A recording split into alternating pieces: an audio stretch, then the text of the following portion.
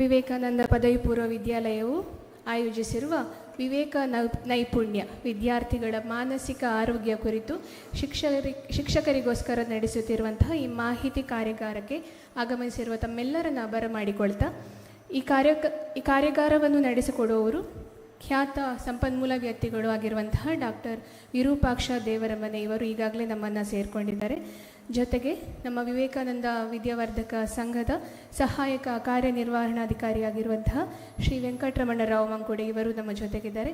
ಹಾಗೆಯೇ ನಮ್ಮ ಸಂಸ್ಥೆಯ ಆಡಳಿತ ಮಂಡಳಿಯ ನಿರ್ದೇಶಕರು ಆಗಿರುವಂತಹ ಡಾಕ್ಟರ್ KN ಸುಬ್ರಹ್ಮಣ್ಯ ಭಟ್ ಇವರು ಕೂಡ ನಮ್ಮನ್ನು ಸೇರಿಕೊಂಡಿದ್ದಾರೆ. ಇದೀಗ ಇಂದಿನ ಅತಿಥಿಗಳಾಗಿರುವಂತಹ ಡಾಕ್ಟರ್ ವಿರೂಪಾಕ್ಷ ದೇವರಮನೆ ಇವರನ್ನು ವೇದಿಕೆಗೆ ಮಾಡಿಕೊಳ್ಬೇಕಾಗಿ ಶ್ರೀಯುತ ವೆಂಕಟರಮಣರಾವ್ ಮಂಕುಡೆ ಇವರನ್ನು ವಿನಂತಿಸಿಕೊಳ್ತಾ ಇದ್ದೇನೆ.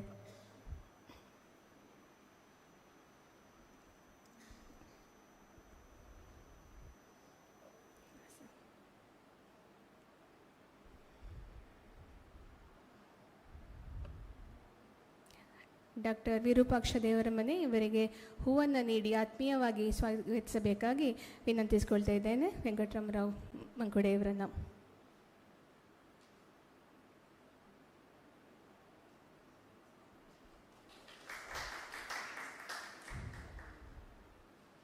ಇವತ್ತಿನ ಈ ಕಾರ್ಯಾಗಾರಕ್ಕೆ ಆಗಮಿಸಿರುವ ಎಲ್ಲ ಶಿಕ್ಷಕ ಬಂಧುಗಳನ್ನು ಪ್ರೀತಿಯಿಂದ ಸ್ವಾಗತಿಸುತ್ತಾ ಡಾಕ್ಟರ್ ವಿರೂಪಾಕ್ಷ ದೇವರಮನೆ ಇವರ ಕಿರು ಪರಿಚಯ ನಿಮ್ಮ ಮುಂದೆ. ಶ್ರೀಯುತರು ಮೂಲತಃ ಹೊಸಪೇಟೆಯ ನಾಗೇನಹಳ್ಳಿಯವರು. ದಾವಣಗೆರೆಯ JJM ಮೆಡಿಕಲ್ ಕಾಲೇಜ್ನಲ್ಲಿ MBBS ಪದವಿ, ಮಂಗಳೂರಿನ KS ಹೆಗ್ಡೆ ಮೆಡಿಕಲ್ ಕಾಲೇಜ್ನಲ್ಲಿ ಮನೋವೈದ್ಯಕೀಯ ಶಾಸ್ತ್ರದಲ್ಲಿ ಸ್ನಾತಕೋತ್ತರ ಪದವಿಯನ್ನು ಪಡೆದು ನಂತರ 2008ರಿಂದ ಉಡುಪಿಯ ಡಾಕ್ಟರ್ AV ಬಾಳಿಗ ಸ್ಮಾರಕ ಆಸ್ಪತ್ರೆಯಲ್ಲಿ ಮನೋವೈದ್ಯರಾಗಿ ಸೇವೆ ಸಲ್ಲಿಸ್ತಾ ಇದ್ದಾರೆ. ವೃತ್ತಿಯಲ್ಲಿ ವೈದ್ಯರಾಗಿದ್ದರೂ ಪ್ರವೃತ್ತಿಯಲ್ಲಿ ಲೇಖಕರಾಗಿ, ವಾಗ್ಮಿಗಳಾಗಿ, ಸಂಪನ್ಮೂಲ ವ್ಯಕ್ತಿಗಳಾಗಿ ಸಾಮಾಜಿಕವಾಗಿ ಗುರುತಿಸಿಕೊಂಡವರು. ಕಳೆದ ಹಲವು ವರ್ಷಗಳಿಂದ ಮಾನಸಿಕ ಆರೋಗ್ಯದ ಜಾಗೃತಿಗಾಗಿ, ಅದರಲ್ಲೂ ವಿಶೇಷವಾಗಿ ಹದಿಹರೆಯದ ಮಕ್ಕಳ ಹಾಗೂ ಅವರ ಪೋಷಕರ ಸವಾಲುಗಳ ಕುರಿತಾಗಿ ಹಲವಾರು ಕಾರ್ಯಾಗಾರಗಳನ್ನು ನಡೆಸಿಕೊಳ್ತಾ ಬಂದಿದ್ದಾರೆ. ಇತ್ತೀಚೆಗೆ ಆಟಿಸಮ್ ಕುರಿತಾದ ಜಾಗೃತಿ ಕಾರ್ಯಕ್ರಮಗಳು, ನ್ಯೂರೋ ಡೈವರ್ಸಿಟಿ ಬಗೆಗಿನ ಅಭಿಯಾನಗಳ ಮೂಲಕ ಗುರುತಿಸಿಕೊಂಡವರು.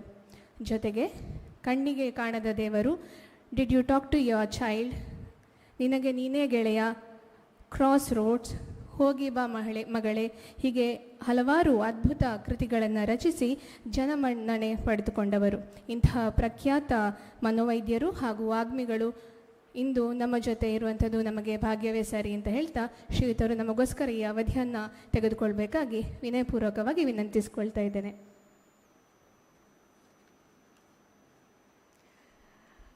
ಅವಧಿಗೂ ಮುನ್ನ ಶ್ರೀಯುತ ವೆಂಕಟರಮಣರಾವ್ ಮಂಕುಡೆಯವರು ಕಾರ್ಯಕ್ರಮ ಉದ್ದೇಶಿಸಿ ಒಂದು ಶುಭ ನುಡಿಗಳನ್ನು ಆಡಬೇಕಾಗಿ ವಿನಂತಿ.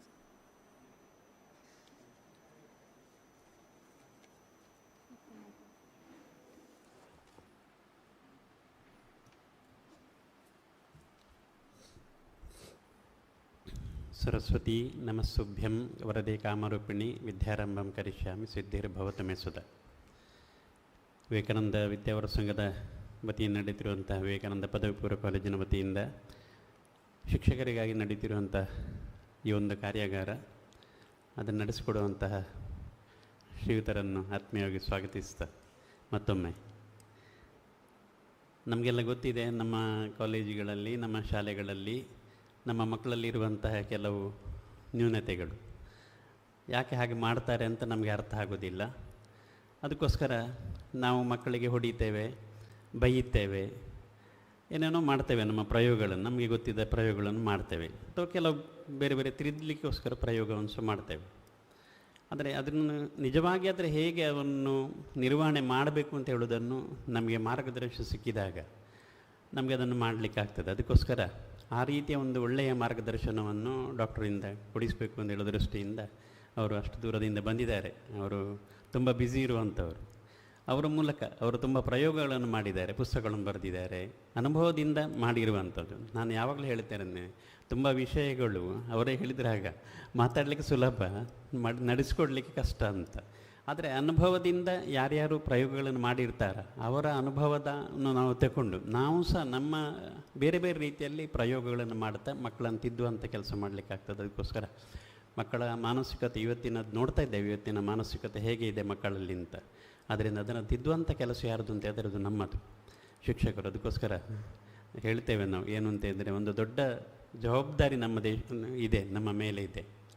ನಮ್ಮ ದೇಶವನ್ನು ಮುಂದೆ ನಡೆಸುವುದು ಹೇಗೆ ಅಂತ ಹೇಳಿದರೆ ಈ ಮಕ್ಕಳು ಮುಂದೆ ನಡೆಸುವವರು. ಅದಕ್ಕೋಸ್ಕರ ನಾವು ಈ ಮಕ್ಕಳನ್ನು ಹೇಗೆ ಸಮಾಜಕ್ಕೆ ಕೊಡ್ತೇವೋ ಆ ರೀತಿ ನಮ್ಮ ಸಮಾಜ ಆಗ್ತದೆ. ಅದಕ್ಕೋಸ್ಕರ ಭಾರತ ವಿಶ್ವಗುರು ಭಾರತ ಆಗಬೇಕು ಅಂತ ಹೇಳಿದ್ರೆ ನಮ್ಮ ಮಕ್ಕಳು ಸಮರ್ಥವಾಗಿ ಎಲ್ಲವನ್ನು ನಿರ್ವಹಣೆ ಮಾಡುವಂಥ ಮಕ್ಕಳಾಗಬೇಕು. ಅದಕ್ಕೋಸ್ಕರ ಆ ರೀತಿ ನಿರ್ವಹಣೆ ಮಾಡಬೇಕಿದ್ರೆ ಅವರಿಗೆ ಮಾರ್ಗದರ್ಶನ ಮಾಡುವಂಥ ಸ್ಥಾನದಲ್ಲಿರುವವರು ನಾವೆಲ್ಲರೂ ಸಹ ಅದನ್ನು ಅರಿತುಕೊಂಡು ಮುಂದಿನ ಭಾರತದ ಸತ್ ಪ್ರಜೆಗಳನ್ನು ನಿರ್ಮಾಣ ಮಾಡಲಿಕ್ಕೋಸ್ಕರ ನಮಗೆ ಇಲ್ಲಿ ಸಿಗುವಂಥ ಏನೇನು ವಿಷಯಗಳು ಸಿಗ್ತದೆ ಅದನ್ನು ಮಕ್ಕಳ ಮೇಲೆ ಅದನ್ನು ಪ್ರಯೋಗ ಮಾಡಿ ಮಕ್ಕಳನ್ನು ಆ ರೀತಿ ತಿದ್ದುವಂಥ ಕೆಲಸ ಮಾಡಬೇಕು.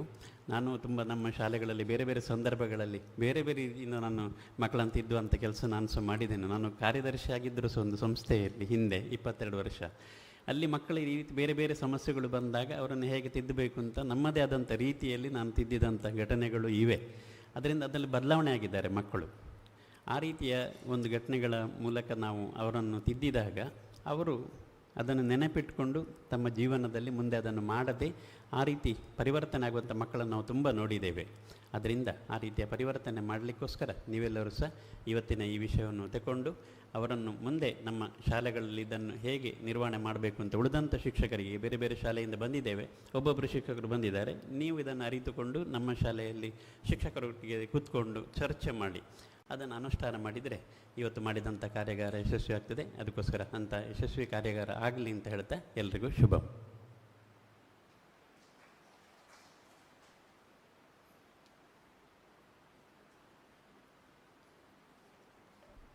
ಇದೀಗ ಡಾಕ್ಟರ್ ವಿರೂಪಾಕ್ಷ ದೇವರಮನೆ ಅವರ ಅವಧಿಗಾಗಿ ಈ ವೇದಿಕೆ.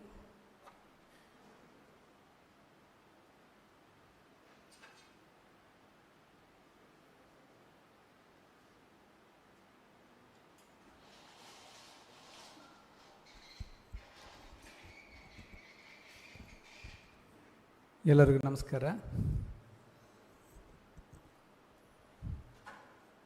ಮಧ್ಯಾಹ್ನ ಮಾತಾಡೋದು ತುಂಬ ಕಷ್ಟ, ಅದಕ್ಕೆ ನಾನು ಸ್ವಲ್ಪ ವೆಂಕಟರಮಣ ಸರ್ದು ಸಹಾಯ ತಗೊಂಡೆ. ನಿಮ್ಮನ್ನೆಲ್ಲ ಫಸ್ಟ್ ಎಚ್ಚರಿಸಲಿ, ಆಮೇಲೆ ನಾನು ಮಾತಾಡೋಣ ಅಂತ.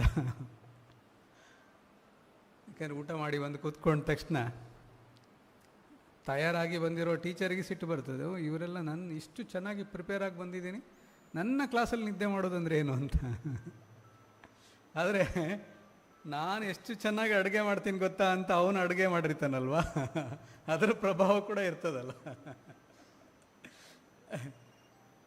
ಸೊ ಪಾಠ ಮಾಡೋರು ಗೆಲ್ಲಬೇಕಾ, ಅಡುಗೆ ಮಾಡೋರು ಗೆಲ್ಲಬೇಕಾ, ಅವರವರ ಚಾಕಚಕ್ಯತೆ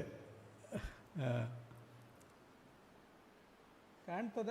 ಬೇಕಿದ್ರೆ ಲೈಟ್ ಆಫ್ ಮಾಡಿ.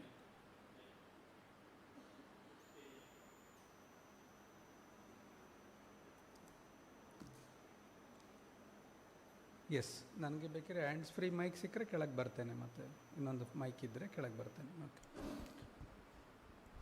ಹಾಂ, ನಾನು ಮೋಸ್ಟ್ಲಿ ಪ್ರೈಮರಿ ಸ್ಕೂಲ್, ಹೈಸ್ಕೂಲ್ ಎಲ್ಲರೂ ಇದ್ದೀರಿ ಅಂತ ಅಂದ್ಕೊಂಡು ಆ ಥರ ಮಾತಾಡ್ತಾ ಇದ್ದೀನಿ ಅಲ್ವಾ? ಹಾಗೆ ಇದ್ದೀರಲ್ವ? ಎಲ್ಲ ತರಗತಿಗಳ ಟೀಚರ್ಸ್ ಇದ್ದೀರಲ್ವ? ಓಕೆ.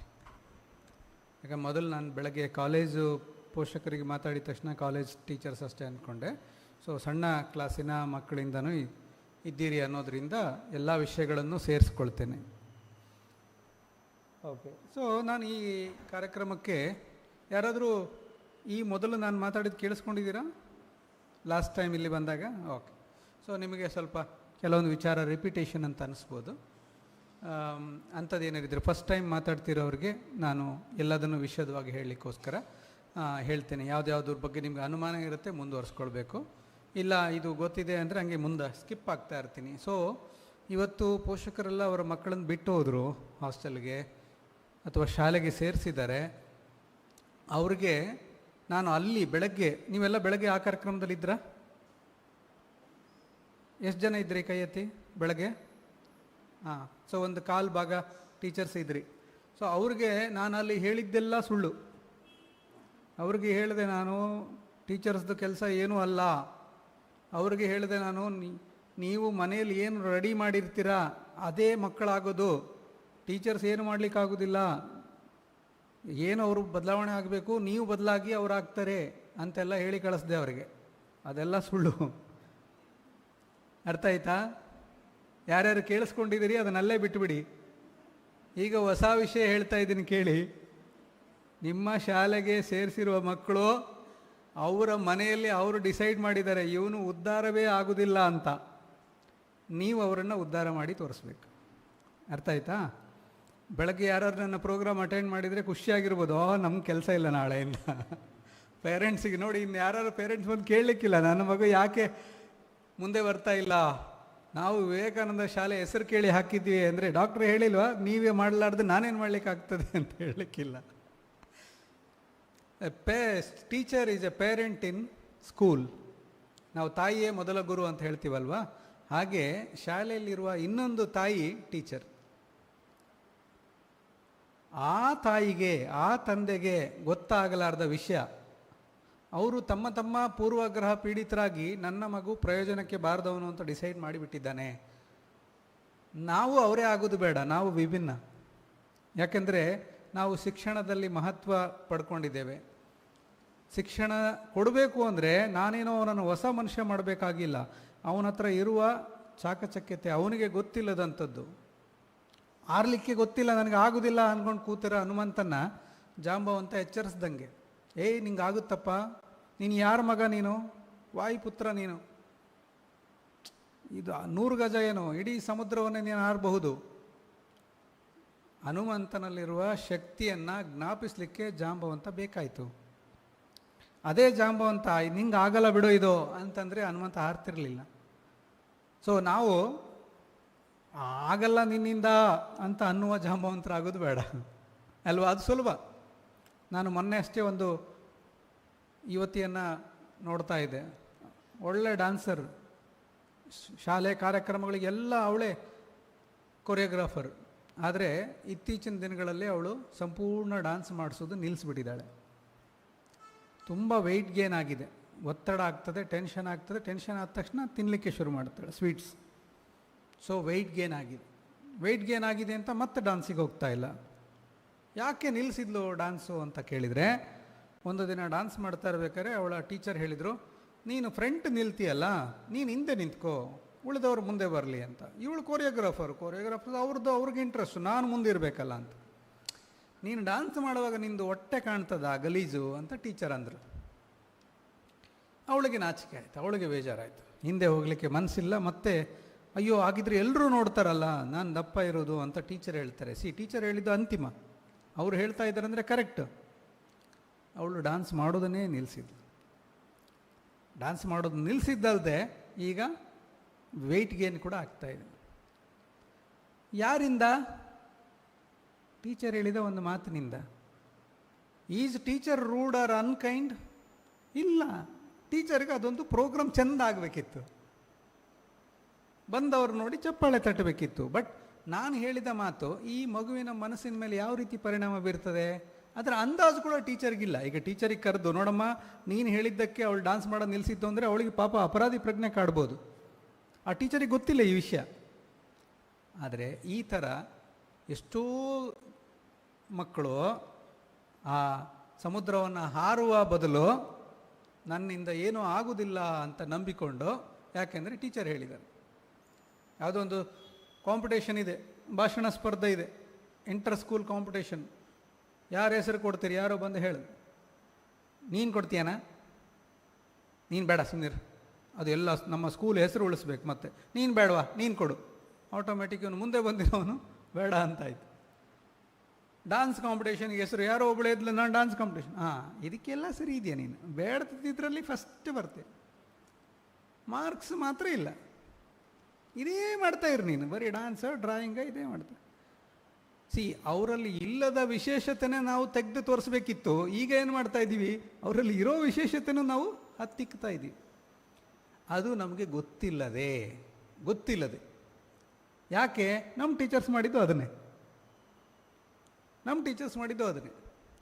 ಈಗ ನಾವು NEP ಅದು ಇದು ಅಂತೆಲ್ಲ ಹೊಸದೆಲ್ಲ ತಕ್ಕೊಂಬಂದು ಏನು ಕಡೆಗೆ ಮಾಡ್ತಿರೋದೇನೋ, ಕಡೆಗೆ ಇಷ್ಟು ದಿನ ನಾವು ಮಾಡಬೇಡ ಅಂತ ಹೇಳ್ತಾ ಇದ್ದಿದ್ದು ವಿದ್ಯಾರ್ಥಿಗಳಿಗೆ ಈಗ ಮಾಡಿ ಅಂತ ಹೇಳ್ತಾ ಇದ್ವಿ.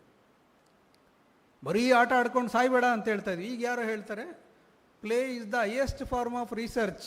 ಮಕ್ಕಳನ್ನ ಆಟಕ್ಕೆ ಬಿಡಿ, ಅವ್ರು ಸುಮಾರು ವಿಷಯ ಕಲಿತಾರೆ ಅಂತ ಹೇಳ್ತಾರೆ. ಅದು ಯಾರೋ ಬಂದು ನಮಗೆ ಲೆಕ್ಚರ್ ತಗೊಂಡು ಮಕ್ಕಳನ್ನ ಆಡ್ಲಿಕ್ಕೆ ಬಿಡಬೇಕಂತ, ಆಡಿದರೆ ಹಾಳಾಗೋದಿಲ್ಲ ಅಂತ ನಾವು ತಿಳ್ಕೊಳ್ತೇವೆ. ಆ ರೀತಿ ಆಗದೆ ಕಲಿಕೆ, ಶಾಲೆಗೆ ಬರುವ ವಿಚಾರ, ತರಗತಿಯಲ್ಲಿ ಕೂತ್ಕೊಳ್ಳೋ ವಿಚಾರ, ಶಾಲೆಗೆ ಹೋಗುವಂಥದ್ದು, ಟೀಚರ್ಸ್ ಜೊತೆಗೆ ಒಡನಾಟ ಎಲ್ಲ ಸಂತೋಷದಾಯಕವಾಗಿರುವಂಥದ್ದು ಅಲ್ಟಿಮೇಟ್. ಇದನ್ನು NEP ಹೇಳಬೇಕು ಅಂತಿಲ್ಲ, ಇನ್ನೊಂದು ಹೇಳಬೇಕು ಅಂತಿಲ್ಲ, ಹೊಸ ಪಾಲಿಸೀಸ್ ಬಂದು ಹೇಳಬೇಕು ಅಂತಿಲ್ಲ. It's A common sense. ಮಗು ಶಾಲೆಗೆ ಖುಷಿಯಿಂದ ಬರಬೇಕು, ಶಾಲೆಯಿಂದ ಖುಷಿಯಾಗಿ ಹೋಗಬೇಕು ಅಲ್ವಾ? ನಮ್ಮ ಸುಕುಮಾರ್ ಗೌಡ ಸರ್ ಅವ್ರು ಬರೀತಾರಲ್ಲ, ಮಗು ಮನೆಯಿಂದ ಶಾಲೆಗೆ ಅಂತ. ಶಾಲೆಗೆ ನಡ್ಕೊಂಡು ಹೋಗ್ತಾರಂತೆ, ಮನೆಗೆ ಓಡಿ ಬರ್ತಾರಂತೆ ಮಕ್ಕಳು.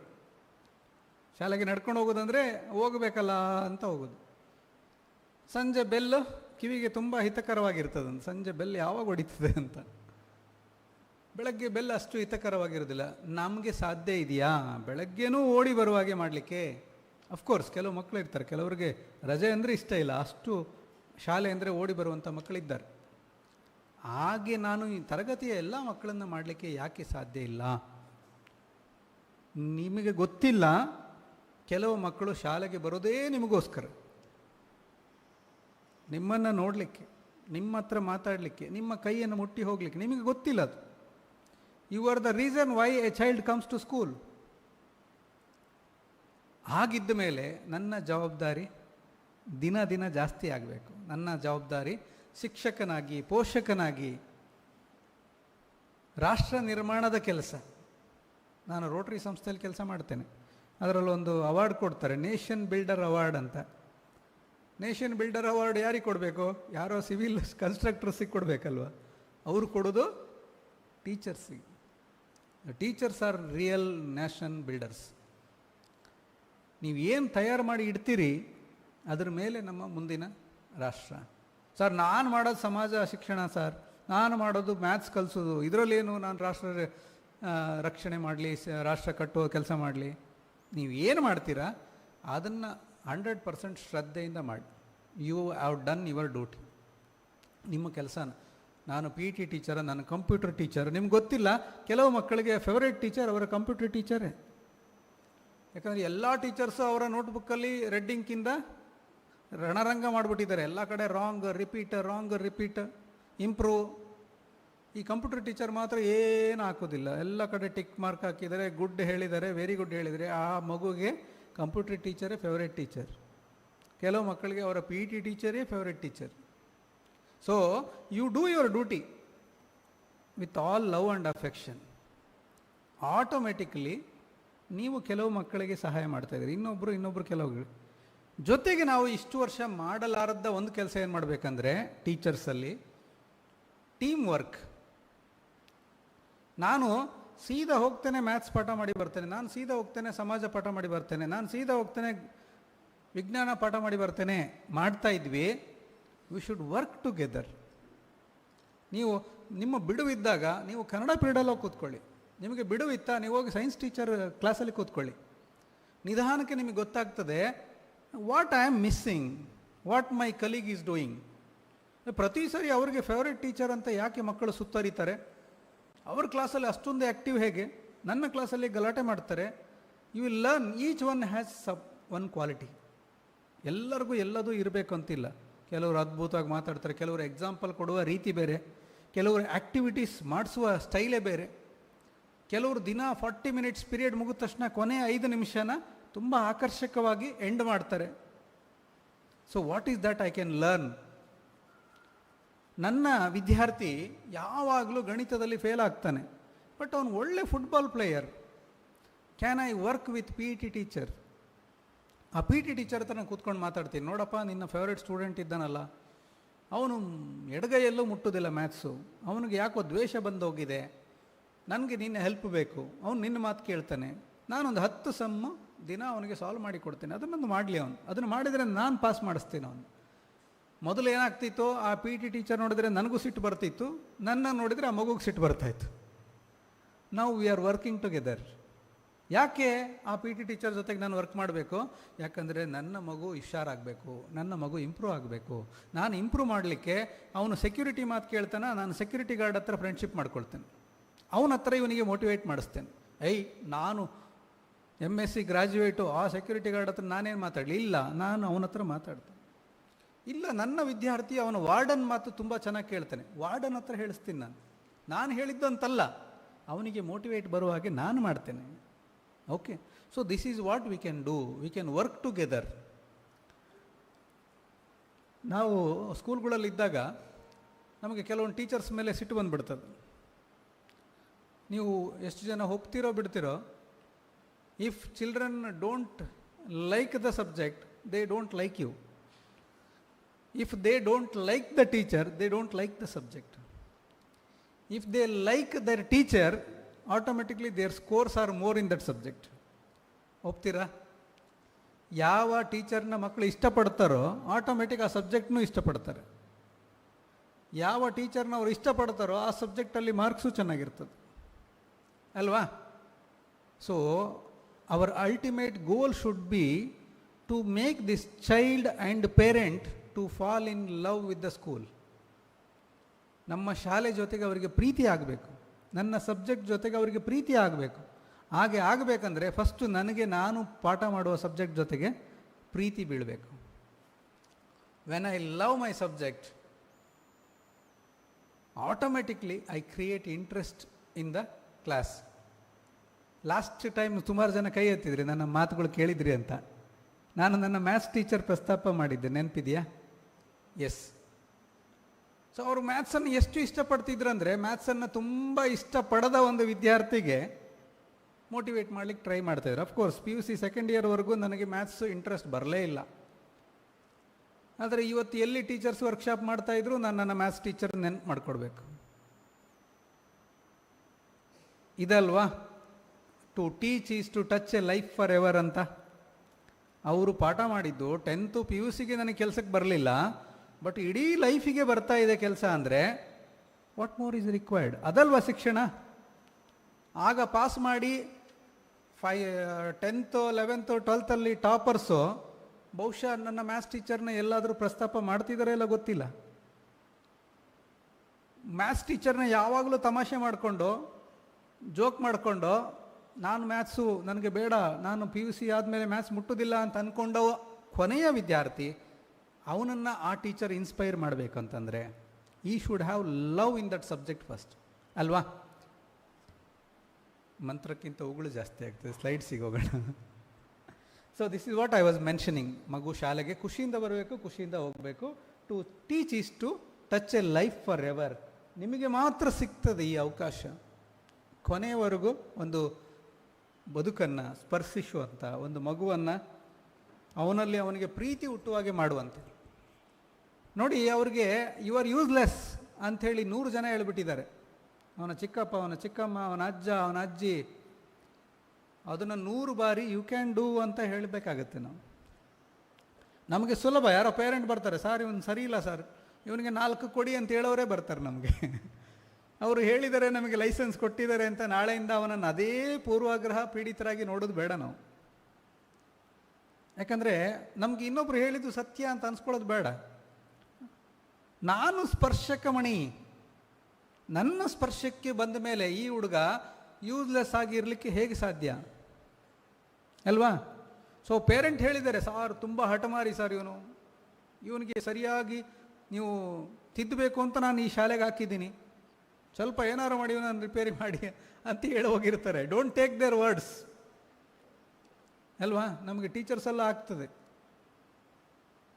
ಸಮಾಜ ಟೀಚರ್ ಬಂದು ಪಾಠ ಮಾಡಿದರು, ಒಂದು ಹುಡುಗ ಗಲಾಟೆ ಮಾಡ್ತಾ ಇದ್ದ.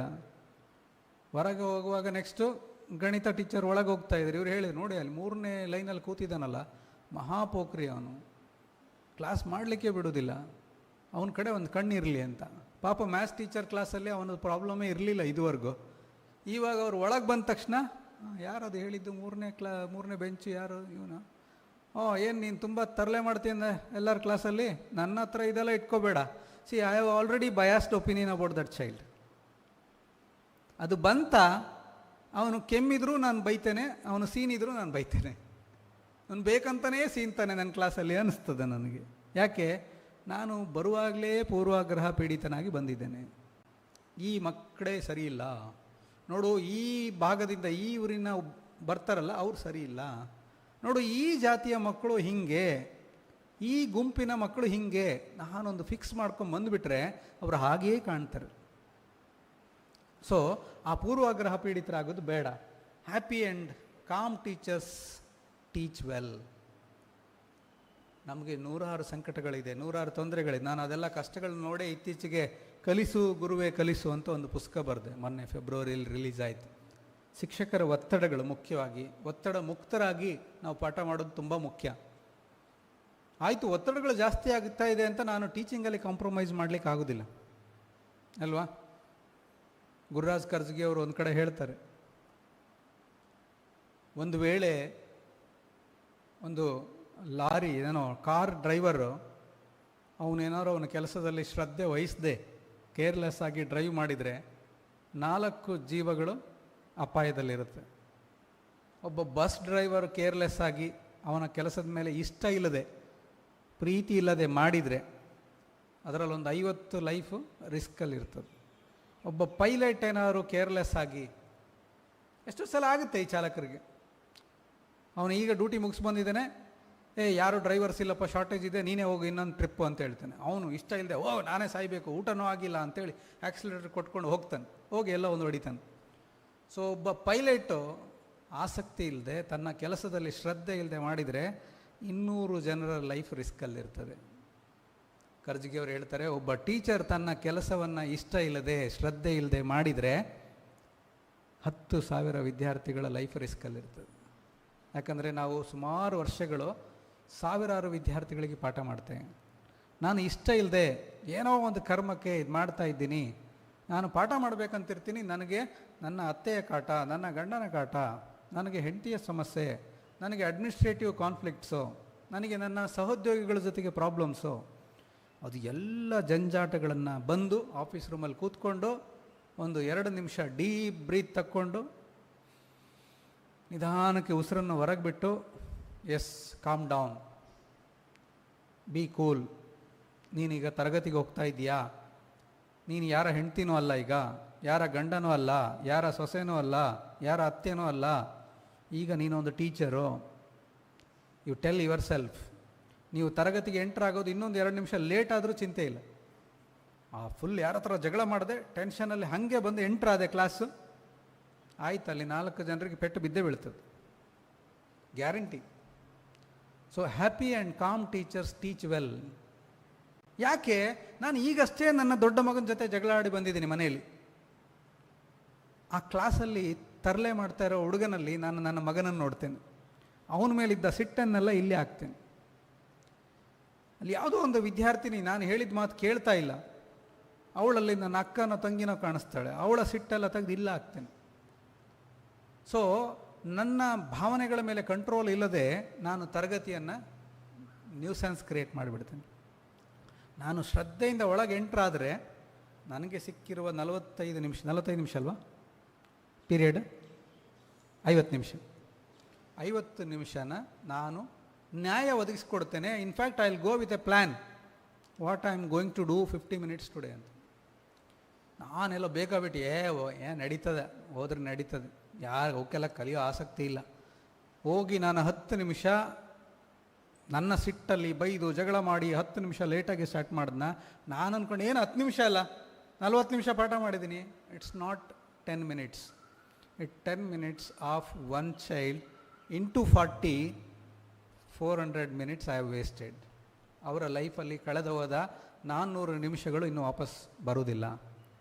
ಇನ್ನೂ ಸಾಧ್ಯವಾದರೆ ನಾನು 45 ನಿಮಿಷ ಇಂಟ್ರೆಸ್ಟಿಂಗ್ ಆಗಿ ನನ್ನ ಸಬ್ಜೆಕ್ಟ್ ಪಾಠ ಮಾಡಿ ಕೊನೆಯ 5 ನಿಮಿಷಗಳನ್ನು ಅವರ ಬದುಕಿಗೆ ಬೇಕಾಗುವ ಮೌಲ್ಯಗಳನ್ನು, ರಾಷ್ಟ್ರಪ್ರೇಮವನ್ನು, ನೀತಿಕತೆಗಳನ್ನು, ಧಾರ್ಮಿಕ ವಿಚಾರಗಳನ್ನು, ತತ್ವಗಳನ್ನು ಹೇಳಲಿಕ್ಕೆ ಬಳಸಲಿಕ್ಕೂ ನಾನೇ ಮಾಡಬೇಕು. ಇಲ್ಲ ಮಾರಲ್ ಸೈನ್ಸ್ ಟೀಚರ್ ಇದ್ದಾರಾ ನಮಗೆ? ವ್ಯಾಲ್ಯೂಸ್ ಹೇಳ್ಕೊಳ್ಳಿಕ್ಕೆ ಸಪ್ರೇಟಾಗಿ ನಮಗೆ ಸಿಲೆಬಸ್ ಇದೆಯಾ? ದೇಶ ಪ್ರೇಮ ಕಟ್ಟೋಕ್ಕೋಸ್ಕರ ಏನಾದ್ರು ಸ್ಪೆಷಲ್ ಕ್ಲಾಸಸ್ ಇಟ್ಕೊಂಡಿದ್ದೀವ? ನಾನೇ ಮಾಡಬೇಕು. As a maths teacher I have to do it, as a science teacher I have to do it. ಆರೋಗ್ಯದ ಬಗ್ಗೆ ಯಾರು ಮಾತಾಡಬೇಕು? ಮೆನ್ಸ್ಟ್ರೇಷನ್ ಹೈಜೀನ್ ಬಗ್ಗೆ ಯಾರು ಮಾತಾಡಬೇಕು? ಮಕ್ಕಳು ತಂಬಾಕು, ಸ್ಮೋಕಿಂಗು, ಆಲ್ಕೋಹಾಲ್ ಇಲ್ ಎಫೆಕ್ಟ್ಸ್ ಬಗ್ಗೆ ಯಾರು ಮಾತಾಡಬೇಕು? ಅದೆಲ್ಲ ನನಗೆ ಗೊತ್ತಿಲ್ಲ ಸರ್, ನನಗೆ ಬಿ ಎಡಲ್ಲಿ ಅದೆಲ್ಲ ಹೇಳ್ಕೊಟ್ಟಿಲ್ಲ. ಇಲ್ಲ, I have to do it in every class of mine. Last 5 minutes I have to deal with it their day to day problems. But ಇದೆಲ್ಲ ಮಾಡಲಿಕ್ಕೆ ನಾನು ಸಮಾಧಾನದಿಂದ, ಪ್ರೀತಿಯಿಂದ ತರಗತಿಗೆ ಹೋದರೆ ಮಾತ್ರ ಕಷ್ಟ. ಹೌದು ಸರ್, ಇದೆಲ್ಲ ನಾನು ತುಂಬ ಇಷ್ಟಪಟ್ಟು ಟೀಚಿಂಗ್ ವೃತ್ತಿ ಸೇರಿದ್ದು ಸರ್. ನನಗೆ ಮಕ್ಕಳಂದರೆ ತುಂಬ ಇಷ್ಟ ಸರ್, ಅದಕ್ಕೆ ನಾನು ಟೀಚರ್ ಆದೆ. Very soon we will forget it. ಯಾಕಂದರೆ ಸುಮಾರು ಪ್ರೆಷರ್ಸ್ ಇದೆ ಈಗ ನಾವು ಕೆಳಗೆ ಬರ್ತಾ ಮ್ಯಾನೇಜ್ಮೆಂಟಿಂದ ಎಲ್ಲ ರವೀಂದ್ರ ಸರ್, ವೆಂಕಟರಮಣ ಸರ್ ಎಲ್ಲ ಹೇಳ್ತಾಯಿದ್ರು, ನಾವು days teachers R under stress. ತುಂಬ ಒತ್ತಡದಲ್ಲಿದ್ದಾರೆ ನಮ್ಮ ಟೀಚರ್ಸು, ಅವ್ರಿಗೆ ಸವಾಲುಗಳು ಜಾಸ್ತಿ ಇದೆ. I do agri. ಆ ಒತ್ತಡ ನಿರ್ವಹಣೆ ಕಲ್ತ್ಕೊಳ್ಳಿಕ್ಕೆ ನೀವು ಪ್ರಯತ್ನ ಮಾಡಿ. ಹಿರಿಯ ಶಿಕ್ಷಕರ ಜೊತೆಗೆ ಮಾತಾಡಿ, ಮೆಂಟರ್ಶಿಪ್ ತಗೊಳ್ಳಿ, ಪುಸ್ತಕಗಳನ್ನು ಓದಿ, ಸ್ಟ್ರೆಸ್ ಮ್ಯಾನೇಜ್ಮೆಂಟ್ ಬಗ್ಗೆ ಟಿಪ್ಸ್ ಇರುತ್ತೆ ತಗೊಳ್ಳಿ, simple self care tips follow ಮಾಡಿ. ಅದನ್ನು ಮಾಡಿ ಮತ್ತೆ ಮರುದಿನ ನಗ್ನಗ್ತಾ ಕ್ಲಾಸಿಗೆ ಹೋಗಿ, ವಿನಃ don't become A frustrated teacher. ಯಾಕೆ ಅಂತಂದರೆ ಈಗ ತುಂಬ ಸುಲಭ ಮಗುವನ್ನು ಬೈಲಿಕ್ಕೆ. ನಾವು ಒಂದು ಮಗು ಹಠ ಮಾಡುತ್ತೆ, ಸಿಟ್ಟು ಮಾಡುತ್ತೆ, ಜಗಳ ಮಾಡುತ್ತೆ, ಅಥವಾ ಕೆಟ್ಟ ಶಬ್ದಗಳು ಮಾತಾಡುತ್ತೆ, ಡಿಸ್ರೆಸ್ಪೆಕ್ಟ್ ಮಾಡುತ್ತೆ, ಪರೀಕ್ಷೆಯಲ್ಲಿ ಕಾಪಿ ಚೀಟಿ ತರುತ್ತೆ. ಬಟ್ ಮಗುವನ್ನು ಮಾತ್ರ ನಾವು ತಿದ್ದಲಿಕ್ಕೆ ಹೋದರೆ ಅದು ಸರಿ ಹೋಗಲ್ಲ, ನಾಳೆ ಮತ್ತೆ ಮಾಡುತ್ತದೆ.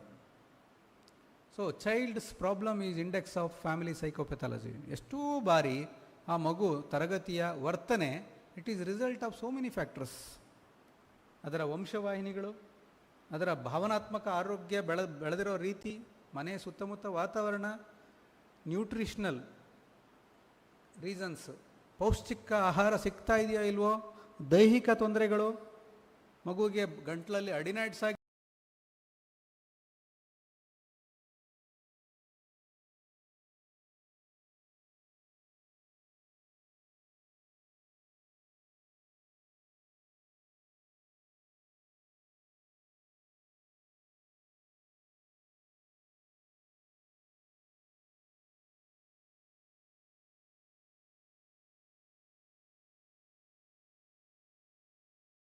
ಟಾನ್ಸಿಲೈಟಿಸ್ ಆಗಿದೆ, ಕಿವಿ ಸರಿಯಾಗಿ ಕೇಳ್ತಾ ಇಲ್ಲ, ಮಗು ದೃಷ್ಟಿಶಕ್ತಿ ಕಡಿಮೆ ಇದೆ, ಮಗುಗೆ ಅನೀಮಿಯಾ ಇದೆ, ರಕ್ತಹೀನತೆ ಇದೆ.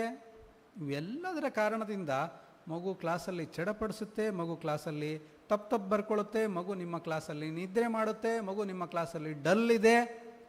ಇದೆಲ್ಲ ಅದರ ವರ್ತನೆಗೆ ಹಿಂದಿರುವ ಕಾರಣಗಳು. ಇದು ಯಾವುದನ್ನು ನಾನು ಗಮನಿಸಿದ್ರೆ ಏನಾಗುತ್ತೆ, ವೆರಿ ಈಸಿ, ಇವನಿಗೆ ಕಲೀಲಿಕ್ಕೆ ಆಸಕ್ತಿನೇ ಇಲ್ಲ ಸರ್.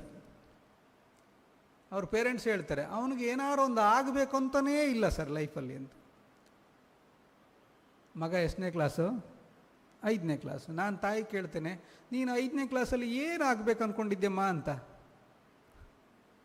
ಏನಾಗಬೇಕು ಅಂದ್ಕೊಂಡು ಮದುವೆ ಆಗಿ 2 ಮಕ್ಕಳು ತಾಯಿ ಆಗಬೇಕು ಅಂದ್ಕೊಂಡಿರ್ಬೋದು ಬಹುಶಃ ಅಲ್ವಾ. ಈಗ 5ನೇ ಕ್ಲಾಸಲ್ಲಿ ಮಗುಗೆ ನಾನು ಏನೋ ಆಗಬೇಕು, ಏನಾಗಬೇಕು ಅಂತ. ಸಿಂಪಲ್ ಬೇಸಿಕ್, ಮಗು ಖುಷಿಯಾಗಿರಬೇಕು. ಖುಷಿಯಾಗಿದ್ದರೆ ಬಾಕಿ ಎಲ್ಲ ವಿಚಾರಗಳು ಇಟ್ ವಿಲ್ ಫಾಲೋ ಅಲ್ವಾ. ನಾವು ಖುಷಿಯಾಗಿರಲಿಕ್ಕೆ ಮಗುವನ್ನು ಬಿಡ್ತಾ ಇಲ್ಲ, ನಾವು ಮಗುವನ್ನು ಭಯದಲ್ಲೇ ಇರಲಿಕ್ಕೆ ಬಿಡ್ತಾ ಇದ್ವಿ. ಮಗು ಶಿಕ್ಷೆಯ ಭಯದಲ್ಲೇ ನರಳುತ್ತೆ ಯಾವಾಗಲೂ. ಅಂದರೆ ಅದು ಕಲಿಕೆಯಲ್ಲಿಂದ ಬಂತು. ಸೊ ಸಂತೋಷವಾಗಿದ್ದಾಗ ಮಕ್ಕಳ ಕಾನ್ಸಂಟ್ರೇಷನ್ ಜಾಸ್ತಿ ಇರುತ್ತೆ. ನೀವು ಗಮನಿಸ್ಕೊಳ್ಳಿ, ಮಕ್ಕಳು ಪರೀಕ್ಷೆಗೆ ಓದಿ ಆರಾಮಾಗಿ ಖುಷಿಯಾಗಿ ಬಂದರೆ ಚೆನ್ನಾಗಿ ಬರೀತಾರೆ. ಈವನ್ ಟಾಪರು ತುಂಬ ಭಯದಲ್ಲೇ ಅವನು ಓದ್ತಾ ಇದ್ದಾನೆ, ಅವನು ಎಕ್ಸಾಮ್ ಹಾಲಲ್ಲಿ ಬ್ಲ್ಯಾಂಕ್ ಆಗ್ತಾನೆ. ನಾವು ಸಮಾಧಾನ ಮಾಡೋದು, ಅವನು ಬರೆದಿದ್ರೆ ಅವನೇ ರ್ಯಾಂಕು, ಬರೀಲಿಲ್ಲ ಅಷ್ಟೇ. ಯಾಕೆ ಮರ್ತೋಯ್ತು ಅವನಿಗೆ? ಯಾಕೆಂದರೆ ಭಯದಲ್ಲಿ ಏಕಾಗ್ರತೆ ಕಡಿಮೆ ಆಗುತ್ತೆ, ಭಯದಲ್ಲಿ ಮರ್ತು ಹೋಗ್ತದೆ. ನಮ್ಮ ಮಿದುಳಿನಲ್ಲಿ ಭಾವನಾತ್ಮಕ ಮಿದುಳು ಮತ್ತು ಲಾಜಿಕಲ್ ಬ್ರೈನ್ ಇರುತ್ತೆ. ಸೊ ಈ ಭಾವನಾತ್ಮಕ ಮಿದುಳು ಯಾರಾದರೂ ಬೈತಾರೆ, ಯಾರಾದರೂ ಜೋರು ಮಾಡ್ತಾರೆ, ಗಲಾಟೆ ಮಾಡ್ತಾರೆ ಅಂದ ತಕ್ಷಣ ಇಟ್ ವಿಲ್ ಸ್ವಿಚ್ ಆಫ್. ನಾವು ಅಂದ್ಕೊಳ್ತೀವಿ ಇವನು ಎಷ್ಟು ಬೈದರೂ ಏನು ಅನಿಸೋದಿಲ್ಲ, ಮತ್ತೆ ಅದನ್ನೇ ಮಾಡ್ತಾನೆ. ನಿಮಗೆ ಒಂದ್ಸರಿ ಹೇಳಿದರೆ ಗೊತ್ತಾಗಲ್ಲೇನೋ. ಯಾವಾಗ ನಾನು ವಾಯ್ಸ್ ರೈಸ್ ಮಾಡಿ ಮಾತಾಡಿದ್ನೋ ಅವನ ಬ್ರೈನ್ ಸ್ವಿಚ್ ಆಫ್ ಆಯಿತು. ಸ್ವಿಚ್ ಆಫ್ ಆದಮೇಲೆ ನೀವು ಎಷ್ಟೊತ್ತು ಮಾತಾಡಿದ್ರು, ಈ ವಾಲ್ಯೂಮ್ ಸೈಲೆಂಟ್ ಆದಾಗ ಬರೀ ಟಿ ವಿ ಬರ್ತಾ ಇರುತ್ತಲ್ವ, ಹಾಗೆ ಆಗಿರ್ತೀವಿ ಅಷ್ಟೇ. ಅವನು ನಮ್ಮನ್ನು ನೋಡ್ತಿದ್ದಾನೆ, ನಾವು ಹೇಳ್ತಿರೋದು ಯಾವುದೋ ಅವನಿಗೆ ರೀಚ್ ಆಗ್ತಾ ಇಲ್ಲ. ಯು ಕಾಮ್ ಡೌನ್, ನಿಮ್ಮ ಟೋನ್ ಸ್ವಲ್ಪ ವಾಲ್ಯೂಮ್ ಕಡಿಮೆ ಮಾಡ್ಕೊಳ್ಳಿ. ಏನಾಯಿತು ನಿನಗೆ, ಅರ್ಥ ಆಗಲಿಲ್ವಾ? ಎಲ್ಲಿವರೆಗೂ ಅರ್ಥ ಆಯ್ತು ಹೇಳು. ಸರಿ, ನಿನಗೆ ಗೊತ್ತಾಗಿಲ್ಲ ಅಂದರೆ ಆಮೇಲೆ ಬಾ, ನಾನು ಹೇಳಿಕೊಡ್ತೇನೆ. There is all possibility that you will learn one point at least. ಆದರೆ ನಾನು ವಾಯ್ಸ್ ರೈಸ್ ಮಾಡಿಕೊಂಡು ಜೋರು ಮಾಡಿ ಗಲಾಟೆ ಮಾಡಿದ್ನ, ಅವನಿಗೆ ಒಂದೇ ಒಂದು ವಿಷಯ ಗೊತ್ತಾಗಿತ್ತು. ಏನು? ಈ ಟೀಚರ್ಗೆ ನಾನಂದರೆ ಇಷ್ಟ ಇಲ್ಲ. ದಟ್ಸ್ ಆಲ್ ಈ ಕನ್ಕ್ಲೂಡ್ಸ್. ಇವ್ರು ದಿನ ನನ್ನನ್ನು ಬೈತಾರೆ, ಅವ್ರಿಗೆ ನನ್ನನ್ನು ನೋಡಿದರೆ ಆಗೋದಿಲ್ಲ. ಬಟ್ ಆ್ಯಕ್ಚುಲಿ ನೀವು ಹೇಳಿದ್ದೇ ಬೇರೆ ಅಲ್ವಾ? ನೀವು ಹೇಳಿದ್ರಿ, ನಿನ್ನೆ ಓದ್ಕೊಂಡು ಬರೋಕ್ಕೆ ಹೇಳಿದ್ದೆ, ಹೋಮ್ವರ್ಕ್ ಮಾಡ್ಕೊಂಡು ಬರೋಕ್ಕೆ ಹೇಳಿದ್ದೆ, ನೀನು ಬಂದು ಡೌಟ್ ಕೇಳು ಅಂತ ಹೇಳಿದ್ದೆ, ಸುಮಾರು ವಿಷಯ ನೀವು ಹೇಳ್ತಾ ಇದ್ದೀರಿ.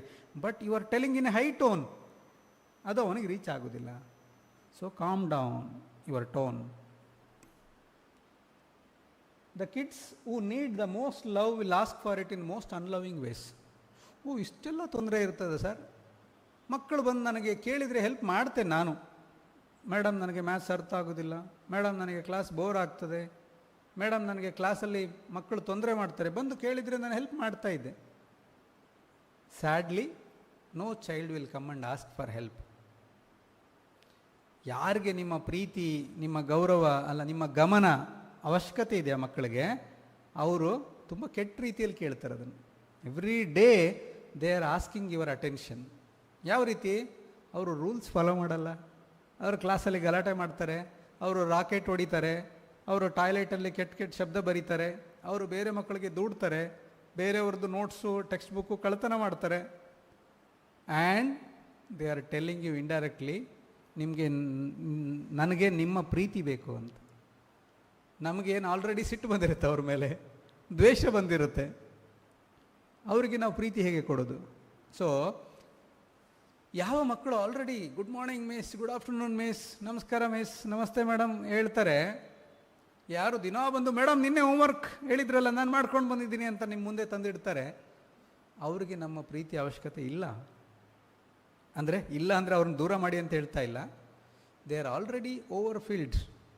ಅವರಲ್ಲಿ ಪ್ರೀತಿ ಇದೆ, ಜಾಯ್ ಇದೆ, ಸಂತೋಷ ಇದೆ, ಕಲಿಕೆ ಇದೆ. ನಮ್ಮ ಪ್ರೀತಿಯ ಅವಶ್ಯಕತೆ ಇರೋದು ಈ ಹಠಮಾರಿಗಳಿಗೆ, ಸುಳ್ಳು ಹೇಳೋರಿಗೆ, ಕಳ್ಳತನ ಮಾಡೋರಿಗೆ. ನಾವು ಅವರಿಗೆ ಬೆತ್ತ ಮೀಸಲಾಗಿಟ್ಟಿದ್ದೇವೆ. No, they need your love and affection. ಈ ತಾಯಿನ ಗಮನಿಸಿ. ತಾಯಿಗೆ ಒಂದು 3-4 ಮಕ್ಕಳಿದ್ದಾರೆ, 3-4 ಮಕ್ಕಳು ಸ್ಟ್ರಾಂಗ್ ಇದ್ದಾರೆ, ಸ್ಟಡೀಸಲ್ಲಿ ಚೆನ್ನಾಗಿದ್ದಾರೆ, ಒಬ್ಬ ಮಾತ್ರ ತುಂಬ ನರಪೇತಲ, ವೀಕ್ ಇದ್ದಾನೆ, ಅವನು ಏನು ಕಲಿತಾ ಇಲ್ಲ, ಸ್ವಲ್ಪ ಮಿದುಳು ಶಕ್ತಿ ಕಡಿಮೆ ಇದೆ. ನೀವು ಗಮನಿಸಿ ನೋಡಿ, ತಾಯಿಗೆ ಎಲ್ಲರಿಗಿಂತ ಆ ಮಗು ಮೇಲೆ ಪ್ರೀತಿ ಜಾಸ್ತಿ. ಆ್ಯಕ್ಚುಲಿ ಉಲ್ಟಾ ಇರಬೇಕಾಗಿತ್ತು. ಈ ಮಗು ಟ್ರೋಫಿ ತಂದ, ಆ ಮಗು ಅಮ್ಮನಿಗೆ ಏನೋ ನನ್ನ ಸಾಧನೆ ಎಲ್ಲ ಅಮ್ಮನೇ ಕಾರಣ ಅಂತ ನ್ಯೂಸಲ್ಲಿ ಹೇಳ್ದ, ಇವಳಿಗೆ ಜಾಸ್ತಿ ಪ್ರೀತಿ ಅವ್ರ ಮೇಲೆ ಇರಬೇಕಿತ್ತು. ಈ ತಾಯಿನ ಗಮನಿಸಿ, ಯಾವುದು ವೀಕ್ ಮಗು ಇದೆಯೋ ಅವನ ಕಡೆ ಪ್ರೀತಿ ಜಾಸ್ತಿ. ನಾವು ಹಾಗಾಗಬೇಕು. ನಮ್ಮ ತರಗತಿಯಲ್ಲಿ ಯಾರು ವರ್ತನೆ ತೊಂದರೆಗಳು ಮಾಡ್ತಾ ಇದ್ದಾರೆ, ಯಾಕೆ ವರ್ತನೆ ತೊಂದರೆ ಮಾಡ್ತಾ ಇದ್ದಾರೆ ಅವರು? ಅವರಿಗೆ ಮನೆಯಲ್ಲೂ ಗಮನ ಸಿಗ್ತಾ ಇಲ್ಲ, ಸ್ನೇಹಿತರಲ್ಲಿ ಗಮನ ಸಿಗ್ತಾ ಇಲ್ಲ, ಅದಕ್ಕೆ ಇಲ್ಲಿ ಬಂದು ತೋರಿಸ್ತಾ ಇದ್ದಾರೆ ಅವರು. ಅವರಿಗೆ ಸಬ್ಜೆಕ್ಟ್ ಅರ್ಥ ಆಗ್ತಾ ಇಲ್ಲ. ನಾನು ಹ್ಯಾಂಡ್ ರೈಟಿಂಗ್ ಚೆನ್ನಾಗಿದ್ದರೆ ಹೊಗಳ್ತೇನೆ, ಅಟೆಂಡೆನ್ಸ್ ಚೆನ್ನಾಗಿದ್ದರೆ ಹೊಗಳ್ತೇನೆ, ರೂಲ್ಸ್ ಫಾಲೋ ಮಾಡಿದರೆ ಹೊಗಳ್ತೇನೆ, ಇದು ಯಾವುದೂ ಅವನು ಮಾಡೋದಿಲ್ಲ. ಸೊ ನನ್ನ ಗಮನ ಸಿಗೋದು ಹೇಗೆ ಅವನಿಗೆ? ಕ್ಲಾಸಲ್ಲಿ ಗಲಾಟೆ ಮಾಡಿದರೆ ಮಾತ್ರ ಅವನಿಗೆ ಗಮನ ಸಿಗೋದು. ಯಾರಿಗಾದರೂ ಅವನು ಒಡೆದು ಬಂದರೆ ಮಾತ್ರ ನಿಮ್ಮ ಗಮನ ಸಿಗೋದು. ಸ್ವಲ್ಪ ಅಬ್ಸರ್ವ್ ಮಾಡಿ, ನೀವೇ ನಿಮ್ಮ ತರಗತಿಗಳಲ್ಲಿ ಅಬ್ಸರ್ವ್ ಮಾಡ್ಕೊಳ್ಳಿ. ಯಾವುದೋ ಒಂದು ಹುಡುಗ ದಿನಾ ಕ್ಲಾಸಿಗೆ ಬರ್ತಾನೆ, ಅವನನ್ನು ಗುರುತಿಸ್ತೀವ ನಾವು, ಐಡೆಂಟಿಫೈ ಮಾಡ್ತೀವ, ಏನು ರೆಗ್ಯುಲರ್ ಅಟೆಂಡೆನ್ಸ್ ಅಲ್ಲ ನಿಂದು ಅಂತ ಯಾರಿಗಾರು ಹೇಳಿದ್ದೀವ ಇದುವರೆಗೂ? ಅದೇ ಯಾರಾದರೂ ಒಬ್ಬನು ಒಂದು ವಾರ ಬಂದಿಲ್ಲ ಅಂದರೆ, 4 ದಿನ ಬಂದಿಲ್ಲ, 5ನೇ ದಿನ ಅವನು ಬಂದ, ಏನೋ ನಾವು ಅವನನ್ನು ಮಾತಾಡಿಸೋ ರೀತಿ, ಹೋಗಲಿ ಪ್ರಿನ್ಸಿಪಲ್ ಮೀಟ್ ಮಾಡಿವ, ಅವ್ರ ಹತ್ರ ಲೆಟರ್ ತೊಗೊಂಡ್ವ, ಇವತ್ತು ಬಂದಿದ್ದಾನೆ ಅವನು, ಕೂತ್ಕೊಳ್ಬೋದಿತ್ತು ಕ್ಲಾಸಲ್ಲಿ, ಇವತ್ತು ಮಿಸ್ ಆಯಿತು. ಪ್ರಿನ್ಸಿಪಲ್ ಏನು ಹೇಳಿ, ಏನೋ ನಿಂದೋ? ಪ್ರಿನ್ಸಿಪಲಿಗೆ ಗೊತ್ತಿಲ್ಲ, ಅವನು ಇದೇ ಸ್ಕೂಲ್ನವನ್ನ ಬೇರೆ ಸ್ಕೂಲ್ನವನ್ನ ಗೊತ್ತಿಲ್ಲ. ಏನು ಬಂದದ್ದು? ಅಲ್ಲ ಟೀಚರ್ ನಿಮ್ಮ ಹತ್ರ ಹೋಗೋಕೆ ಹೇಳಿದ್ರು.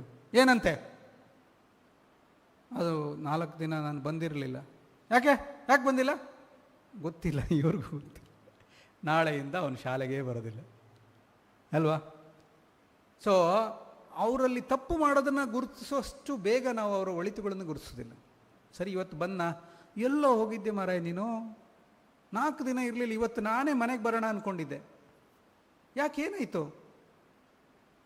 ಏನೂ ಆಗಿಲ್ಲ, ಅವನಿಗೆ ಶಾಲೆ ಇಷ್ಟ ಇಲ್ಲ, ಸಬ್ಜೆಕ್ಟ್ ಕಷ್ಟ ಆಗ್ತಾ ಇದೆ, ಫ್ರೆಂಡ್ಸ್ ಎಲ್ಲ ಅವನಿಗೆ ತಮಾಷೆ ಮಾಡ್ತಿದ್ದಾರೆ. ಆದರೆ ಅದನ್ನೆಲ್ಲ ಟೀಚರ್ಸ್ಗೆ ಹೇಳಿಕ್ಕಾಗ್ತದ? ಅವನು ಹೇಳ್ದು, ನಮ್ಮ ಅಜ್ಜಿಗೆ ಹುಷಾರಿರಲಿಲ್ಲ, ಎಲ್ಲ ಆಸ್ಪತ್ರೆಯಲ್ಲಿದ್ದರು, ಹಾಗೆ ನಾನು ಬರಲಿಲ್ಲ. You take that genuine. ಹೌದೇನೋ, ಅಜ್ಜಿ ಚೆನ್ನಾಗಿ ನೋಡ್ಕೊಳಪ್ಪ, ಅಜ್ಜಿಗೆ ನಾನು ಕೇಳಿದೆ ಅಂತ ಹೇಳು, ಮಾತ್ರ ಎಲ್ಲ ನೀನೇ ಕೊಡು ಹೇಳಿದರು. ಸರಿ, ನೀನು 4 ದಿನದಿಂದ ಬಂದಿಲ್ಲಲ್ಲ, ನಂದು ಸ್ಟಾಫ್ ರೂಮಿಗೆ ಬಾ, ನಾನು 4 ದಿನದ ನೋಟ್ಸ್ ಎಲ್ಲ ನಿಂಗೆ ಕೊಡ್ತೇನೆ. 4 ದಿನ ನೋಟ್ಸ್ ಕೊಟ್ಟು ಒಂದು ಸಣ್ಣ ಪೆನ್ಸಿಲ್ಲೋ, ಒಂದು ಇರೇಜರೋ ಅಥವಾ ಒಂದು ಸಣ್ಣ ಚಾಕ್ಲೇಟ್ ಅವನಿಗೆ ಕೊಟ್ಟೆ. ಗುಡ್ ಬಾಯ್, ಅಜ್ಜಿಗೆ ಹೆಲ್ಪ್ ಮಾಡ್ತೀಯಲ್ಲ ನೀನು, ಒಳ್ಳೆ ಹುಡುಗ. ನಾಳೆ ಕ್ಲಾಸಲ್ಲಿ ಹೇಳ್ತೀನಿ ನಾನು, ನೋಡೋವನು ಅಜ್ಜಿಗೆ ತುಂಬ ಹೆಲ್ಪ್ ಮಾಡ್ತೇನೆ, ಅವ್ರ ಅಜ್ಜಿಗೆ ಹುಷಾರಿಲ್ಲ, ದಿನ ಹೆಲ್ಪ್ ಮಾಡ್ತಿದ್ದಾನೆ ಅವನು. ಅವನ ಮನಸ್ಸಲ್ಲಿ ಅಷ್ಟು ಅಪರಾಧಿ ಪ್ರಜ್ಞೆ, ಅಯ್ಯೋ ನಾನು 4 ದಿನ ಬಂದಿಲ್ಲ, ಸುಳ್ಳು ಹೇಳಿದ್ದೀನಿ ಅಜ್ಜಿಗೆ ಹುಷಾರಿಲ್ಲ ಅಂತ. ಟೀಚರ್ ನನ್ನ ಹೊಗಳ್ತಾ ಇದ್ದಾರೆ, ಲೈಫಲ್ಲೇ ಅವ್ನು ಸುಳ್ಳು ಹೇಳೋದಿಲ್ಲ ನಿಮಗೆ.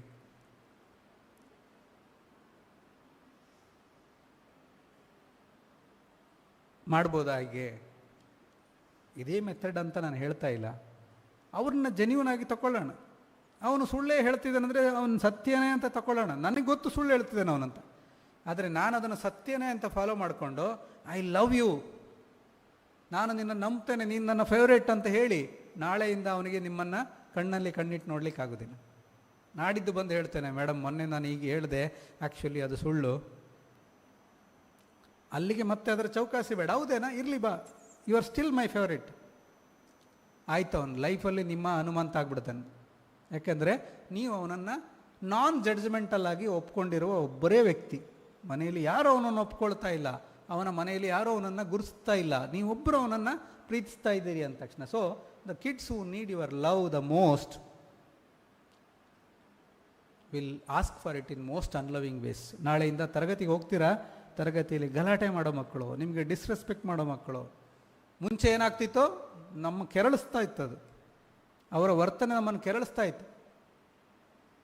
ಏನೋ ಇದಕ್ಕೆ ಬರೋದು ನೀನು ಶಾಲೆಗೆ, ಗೆಟ್ ಔಟ್. ಈಗ ಉಪಾಯವಾಗಿ ಅವನು ತರಲೆ ಮಾಡ್ತಾ ಇದ್ದಾನೆ, ನನ್ನ ಕ್ಲಾಸ್ ಹಾಳು ಮಾಡಲಿಕ್ಕೆ ನೋಡ್ತಾ ಇದ್ದಾನೆ. 2 ನಿಮಿಷದಲ್ಲಿ ನಾನು ಡಿಸ್ಟ್ರ್ಯಾಕ್ಟ್ ಆಗದೆ 2 ನಿಮಿಷದ ನಂತರ ನನಗೆ ಇಲ್ಲಿ ಎಕ್ಸಾಂಪಲ್ ಹೇಳಲಿಕ್ಕೆ ವಾಲಂಟಿಯರ್ ಬೇಕು, ಅವನನ್ನು ಕರಿತೇನೆ, ಅವನನ್ನು ವಾಲಂಟಿಯರ್ ಆಗಿ ಬಳಸ್ಕೊಳ್ತೇನೆ. ಬೋರ್ಡಲ್ಲಿ ನಾನು ಹೇಳಿದ ಒಂದು ಚಿತ್ರ ಬರೆಯೋಕೆ ಹೇಳ್ತೀನಿ, ಅವನು ಚಿತ್ರ ಬರಿತಾನೆ, give him a big clap ಅಂತ ಹೇಳ್ತೇನೆ, ಎಷ್ಟು ಚಂದ ಚಿತ್ರ ಬರೆದಿದ್ದಾನೋ ಅಂತ ಅವನನ್ನು ವಾಪಸ್ ಕಳಿಸ್ತೇನೆ. ಹೋಗಿ ಇನ್ನೂ 15 ನಿಮಿಷ ಅವನು ಗಲಾಟೆ ಮಾಡದೆ ಕೂತ್ಕೊಳ್ತಾನೆ. ನನಗೆ ಚಿತ್ರ ಬರೀಲಿಕ್ಕೆ ಒಬ್ಬ ಸಹಾಯಕ ಬೇಕಿತ್ತು. ಯಾವಾಗಲೂ ನನ್ನ ಫೇವ್ರೇಟ್ ಸ್ಟೂಡೆಂಟ್ನ ಕರೆಯೋ ಬದಲು ನನ್ನ ಕ್ಲಾಸಲ್ಲಿ ತುಂಬ ತೊಂದರೆ ಮಾಡೋ ಹುಡುಗನ ಕರೆದು ಅವನಿಗೆ ನಾನು ರಿಕಗ್ನಿಷನ್ ಕೊಡಿಸಿದ್ದೇನೆ. ನನಗೆ 2 ಆಪ್ಷನ್, ಅವನನ್ನು ತರಗತಿಯಿಂದ ಹೊರಗೆ ಹಾಕೋದು, ಇನ್ನೊಂದು ಸ್ಟೇಜ್ ಮೇಲೆ ಕರೆಯೋದು. ಯಾವ ಆಪ್ಷನ್ ನಾನು ಬಳಸ್ಕೊಳ್ಬೋದು? So all possibility. ನಮ್ಮ ಪ್ರೀತಿಗೆ ಕೊರತೆ ಬರೋದು ಬೇಡ. ಕ್ಲಾಸಲ್ಲಿ ವಿಚಿತ್ರ ವರ್ತನೆ ಮಾಡ್ತಾರೆ ಮಕ್ಕಳು, ನಿದ್ದೆ ಮಾಡ್ತಾರೆ, ಕಾರಣ ಹುಡುಕಿ. You separate the behaviour from the child. You treat the behaviour, not the child. ಮಗುವನ ವರ್ತನೆಯನ್ನು ಅವನಿಂದ ಸಪರೇಟ್ ಮಾಡಿ. ಉದಾಹರಣೆಗೆ, ಮಗು ಇವತ್ತು ಕಾಲೇಜ್ ಬಾತ್ರೂಮಲ್ಲಿ ಅಶ್ಲೀಲ ಶಬ್ದಗಳನ್ನು ಬರೆದಿದ್ದಾನೆ, ಯಾರೋ ಒಂದು ಹುಡುಗನ ಹೆಸರು ಸೇರಿಸಿ ಅಲ್ಲಿ ಬರೆದಿದ್ದಾನೆ, ಅವನ ದುರ್ವರ್ತನೆ ಅದು. You separate the behaviour from the child. ಏನು, ಏಯ್ ಗುರು ಇಲ್ಲಿ ಬಾ, ಇಲ್ಲಿ ನೋಡು, ನನಗೆ ಹೇಳಿದರು ಅಲ್ಲಿ ಇವತ್ತು ಇನ್ಸಿಡೆಂಟ್ ಆಯ್ತಲ್ಲ, ಅಲ್ಲಿ ಕೆಟ್ಟ ಶಬ್ದ ಬರೆದಿದ್ದಾರಂತ. ನಾನು ಅಲ್ಲಿ ಕ್ಲಾಸಲ್ಲಿ ಕೇಳಲಿಲ್ಲ, ಯಾಕಂದರೆ ಎಲ್ಲರೂ ಇದ್ದರು, ಎಲ್ಲರೂ ಇದರಲ್ಲಿ ಕೇಳೋದು ಬೇಡ ಅಂತ ನಾನು ಸಪ್ರೇಟ್ ಕರೆದು ಕೇಳ್ತಾ ಇದ್ದೀನಿ. ಯಾರು ಬರ್ತದ್ದದು? ನನಗೆ ಒಂದು 2-3 ಜನ ಹೇಳಿದರು ಗುರು ಇರಬೇಕು ಅಂತ, ಆದರೆ ನಾನು ನಂಬಲಿಲ್ಲ. ಯಾಕೆಂದರೆ ನನಗೆ ನಿನ್ನ ಮೇಲೆ ತುಂಬ ನಂಬಿಕೆ. ನೀನು ಅಂಥದ್ದು ಮಾಡೋನಲ್ಲ, ನಿನಗೆ ಯಾರೋ ಈ ಪ್ರಚೋದನೆ ಕೊಟ್ಟಿರಬೇಕು. ಸೊ ಒಂದು ವೇಳೆ ನೀನು ಯಾರಾದರೂ ಪ್ರಚೋದನೆಗೆ ಒಳಗಾಗಿ ಈ ಕೆಲಸ ಮಾಡಿದೀಯ ಅಂದರೆ ಇನ್ನು ಮುಂದೆ ಮಾಡಬೇಡ. I know what kind of boy you are, okay, don't worry, go. ಇಲ್ಲಿ ಏನಾಯಿತು, ಅವನ ವರ್ತನೆಯನ್ನು ನಾನು ಸರಿ ಮಾಡಿದೆ, ಅವನನ್ನು ನಂಬಿಕೆ ನನಗೆ ಈ ವರ್ತನೆಯಿಂದ ಹಾಳಾಗಲಿಲ್ಲ, ಅವನಿಗೆ ಇನ್ನು ಟೀಚರ್ ನನ್ನ ಬಗ್ಗೆ ಏನು ತಿಳ್ಕೊಳ್ತಾರೆ ಅನ್ನುವ ಮುಜುಗರನೂ ಉಳಿಲಿಲ್ಲ. And it has to stop forever. ಅದು ನನಗೆ ಮುಖ್ಯ. ನನಗೆ ಅವನನ್ನು ಡಿಸ್ಮಿಸ್ ಮಾಡಲಿಕ್ಕೆ ಸುಲಭ, ಈವನ್ ಅವ್ರ ಪೇರೆಂಟ್ಸ್ ಕರೆದು, ನೋಡು ನಿಮ್ಮ ವಿದ್ಯಾರ್ಥಿ ನಮ್ಮ ಸ್ಕೂಲ್ ಸಿದ್ಧಾಂತಗಳಿಗೆ ಸೂಟ್ ಆಗೋದಿಲ್ಲ, ಕರ್ಕೊಂಡು ಹೋಗಿ ಅವನ್ನ. ಪೇರೆಂಟ್ಸ್ 2 ಮಾತಾಡಿದ ಕರ್ಕೊಂಡು ಹೋಗ್ತಾರೆ ಅಲ್ವಾ? ಯಾಕಂದ್ರೆ ಅವ್ರಿಗೂ ಮುಜುಗರ, ಯಾರೋ ಹುಡುಗಿಗೆ ತೊಂದರೆ ಮಾಡಿದಾನಂತೆ, ಇವನು ಡ್ರಗ್ಸ್ ತಗೊಂಡಿದ್ದಾನಂತೆ, ಪಾಪ ಅವ್ರ ಶಾಲೆಯವರು ಎಷ್ಟಂತ ನೋಡ್ತಾರೆ, ಅವ್ರಿಗೆ ಅಡ್ಮಿಷನ್ ತೊಂದರೆ ಆಗಿಬಿಡುತ್ತೆ ನಾಳೆ, ಇವೊಂದು ಹಣೆ ಬರ ಇಷ್ಟೇ ಇರಲಿ, ಅವ್ರು ಕರ್ಕೊಂಡು ಹೋಗ್ತಾರೆ. ಬಟ್ ನಾನೇನು ಮಾಡಿದಾಗಾಯ್ತು? ನನಗೆ ಎಲ್ಲ ತೊಂದರೆ ಇಲ್ಲದ್ದು ಎಲ್ಲ ಟಾಪರ್ಸ್ನ ನಾನು ಕರ್ಕೊಂಡು ಬಂದು ಪಾಠ ಮಾಡಿಸಿ ನಾನು ಅವ್ರನ್ನ ಒಳ್ಳೆ ರ್ಯಾಂಕ್ಗಳನ್ನ ಕಳಿಸೋದಿದ್ರೆ ನಂದು ವಿಶೇಷತೆ ಏನು ಅಲ್ವಾ? A child corrected in a school is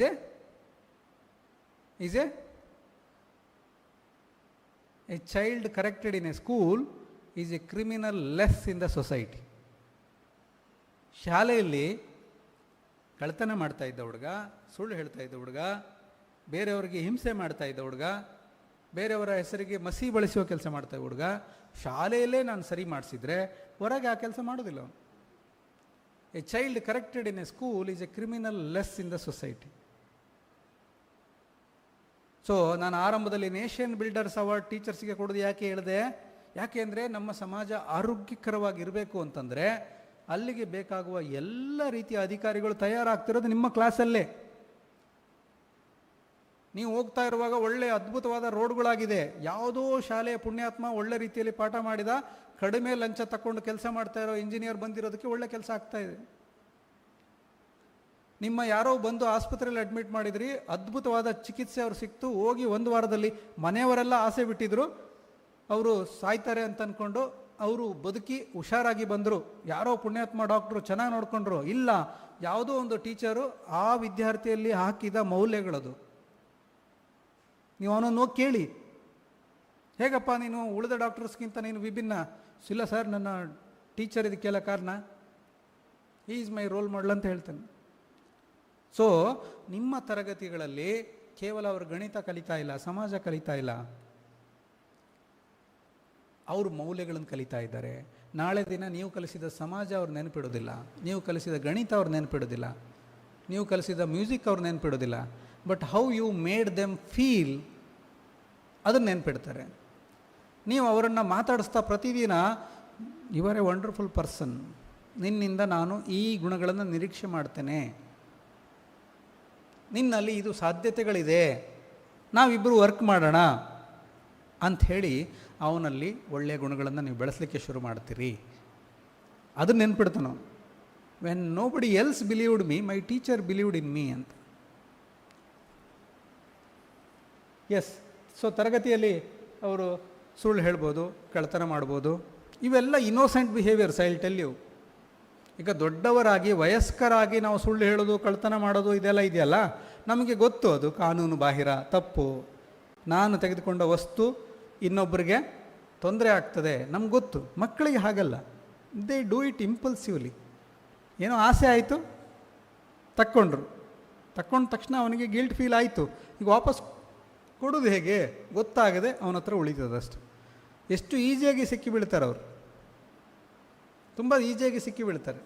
so ಮಕ್ಕಳಲ್ಲಿ ಕಳ್ಳತನ, ಸುಳ್ಳು ಹೇಳೋದು, ಇವೆಲ್ಲದಕ್ಕೂ ನಾವು ತುಂಬ ತಲೆ ಕೆಡಿಸ್ಕೊಂಡು ಘೋರವಾದ ಶಿಕ್ಷೆಗಳನ್ನು ಕೊಡೋ ಅವಶ್ಯಕತೆ ಇಲ್ಲ. ಹಾಗಂತ ಕಳ್ಳತನ ಮಾಡ್ತಾ ಇರಲಿಲ್ಲ ಸರ್ ಅವರು, ಸುಳ್ಳು ಹೇಳಿದರೆ ನಾವು ಕ್ವಶನ್ ಮಾಡೋದು ಬೇಡವಾ? ಯು ಅಂಡರ್ಸ್ಟ್ಯಾಂಡ್, ನಿಮ್ಮ ಒಳಗೆ ಅದು ಗಂಭೀರ ವಿಷಯಗಳಲ್ಲ ಅಂತ ಗೊತ್ತಿರಲಿ, ಹೊರಗಡೆ ಹುಸಿ ಕೋಪ ತೋರಿಸಿ. ಒಂದು ಸರಿ ಕಳ್ಳತನ ಮಾಡಿದವನ್ನ ಇನ್ನೊಂದು ಸರಿ ಏನಾದರೂ ಕ್ಯಾಂಪಸ್ಸಲ್ಲಿ ಕಳ್ಳತನ ಆದರೆ ಅವನನ್ನು ಕೇಳಿ ಫಸ್ಟ್ ಅವನ ಬ್ಯಾಗ್ ಚೆಕ್ ಮಾಡಿ ಅನ್ನೋ ಥರ ಆಗಬಾರ್ದು. ಹಲವಾರು ಬಾರಿ ಈ ಕಳ್ಳತನಗಳು, ಅದರಲ್ಲೂ ವೆರಿ ಸಿಂಪಲ್ ಥಿಂಗ್, ಯಾರ್ದೋ ಪೆನ್ ಕದ್ದೆ, ಪೆನ್ಸಿಲ್ ಕದ್ದೆ, ಇರೇಜರ್ ಕದ್ದೆ, ಪುಸ್ತಕ ಕದ್ದೆ, ಇವೆಲ್ಲ ಇನ್ನೋಸೆಂಟ್ ಬಿಹೇವಿಯರ್ಸ್. ಅವ್ರಿಗೆ ಇಷ್ಟ ಆಯಿತು ಆ ಗಳಿಗೆಗೆ ತಗೊಂಡ್ರು. ಅಥವಾ ಇನ್ನೊಬ್ಬ ಯಾರೋ ದಿಮಾಕ್ ಮಾಡ್ತಾ ಇದ್ದ, ನನ್ನ ಹತ್ರ ಪೆನ್ ಇದೆ, ನನ್ನ ಚಿಕ್ಕಪ್ಪ ದುಬೈಯಿಂದ ತಂದಿದ್ದು, ಇವನಿಗೆ ಜಸ್ಟ್ ಹೊಟ್ಟೆ ಕಿಚ್ಚಾಯಿತು, ಕೊಡ ಒಂದು ಸರಿ ನೋಡಿ ಕೊಡ್ತೀನಿ ಕೊಡೋ, ಇವನು ಕೊಡಲ್ಲ. ಇವನಿಗೆ ಅನ್ನಿಸ್ತು, ಮಗನೇ ನೀನು ಹೊರಗೆ ಹೋಗು, ಆಮೇಲೆ ಅದನ್ನು ತಗೊಳ್ತೇನೆ ಅಂತ. So it is just out of jealous. ನೇರವಾಗಿ ಗೊತ್ತಿಲ್ಲ, ಅವನು ತಕ್ಕೊಂಡ್ರೆ ಅದು ನಾನು ತಪ್ಪಾಗ್ತದೆ ಅಂತ ಗೊತ್ತಿಲ್ಲ ಅವನು. ಓಕೆ, ಸೊ ಮಕ್ಕಳಲ್ಲಿರ್ತಕ್ಕಂಥ ಕಳ್ಳತನ, ಸುಳ್ಳುತನಗಳು, ಇವುಗಳನ್ನೆಲ್ಲ ಗಂಭೀರವಾಗಿ ಪರಿಗಣಿಸದೆ ಅದಕ್ಕೆ ಹಿಂದಿರುವ ಕಾರಣ ಏನು ಅಂತ ಹುಡುಕಿ. ಕೆಲವೊಂದು ಸರಿ ಭಾವನಾತ್ಮಕ ತೊಂದರೆಗಳಿರುತ್ತೆ. ಮನೆಯಲ್ಲಿ ಸಿಗದ ಪ್ರೀತಿಯ ಕೊರತೆ, ಮಾನ್ಯತೆ ಕೊರತೆ, ಅದು ಈ ಥರ ಸಣ್ಣ ಪುಟ್ಟ ಕಳ್ಳತನಗಳು ಮಾಡುವಂತೆ ಪ್ರೇರೇಪಿಸುತ್ತೆ. ಸ್ಪೆಲ್ಲಿಂಗ್ ಎರರ್ಸ್, ಸ್ಕೂಲ್ ಅಬ್ಸೆಂಟಿಸಮ್, ಮಕ್ಕಳಲ್ಲಿ ಕೆಲವೊಂದು ಸರಿ ಅವರ ಮಾನಸಿಕ ಅಭದ್ರತೆಗಳನ್ನು ಅವರು ಬಾಯಲ್ಲಿ ಬೆರಳಾಕೋದು, ಉಗುರು ಕಚ್ಚೋದು, ನಾಲಿಗೆ ಇದೇನೋ ತುಟಿ ಕಚ್ಕೊಳ್ಳೋದು, ಅಥವಾ ಈ ಬಟ್ಟೆಯನ್ನು ಬಾಯಲ್ಲಿ ಹಾಕ್ಕೊಳ್ಳೋವಂಥದ್ದು, ಬಾಯಲ್ಲಿ ಹಾಕಿ ಕಚ್ಕೊಳ್ತಾ ಇದ್ದು ಇಂಥದ್ದೆಲ್ಲ ಮಾಡ್ತಾ ಇರ್ತಾರೆ. ಪೆನ್ಸಿಲ್ ಕಚ್ತಾ ಇರೋದು. ಸೊ ಅವರಿಗೆಲ್ಲ ಆ ಆತಂಕವನ್ನು ಕಡಿಮೆ ಮಾಡುವಂತಹ ವಾತಾವರಣ ನಾವು ಸೃಷ್ಟಿಸಿದರೆ ಆಟೋಮೆಟಿಕ್ಕಾಗಿ ಅದು ಕಡಿಮೆ ಆಗ್ತಾ ಹೋಗ್ತದೆ.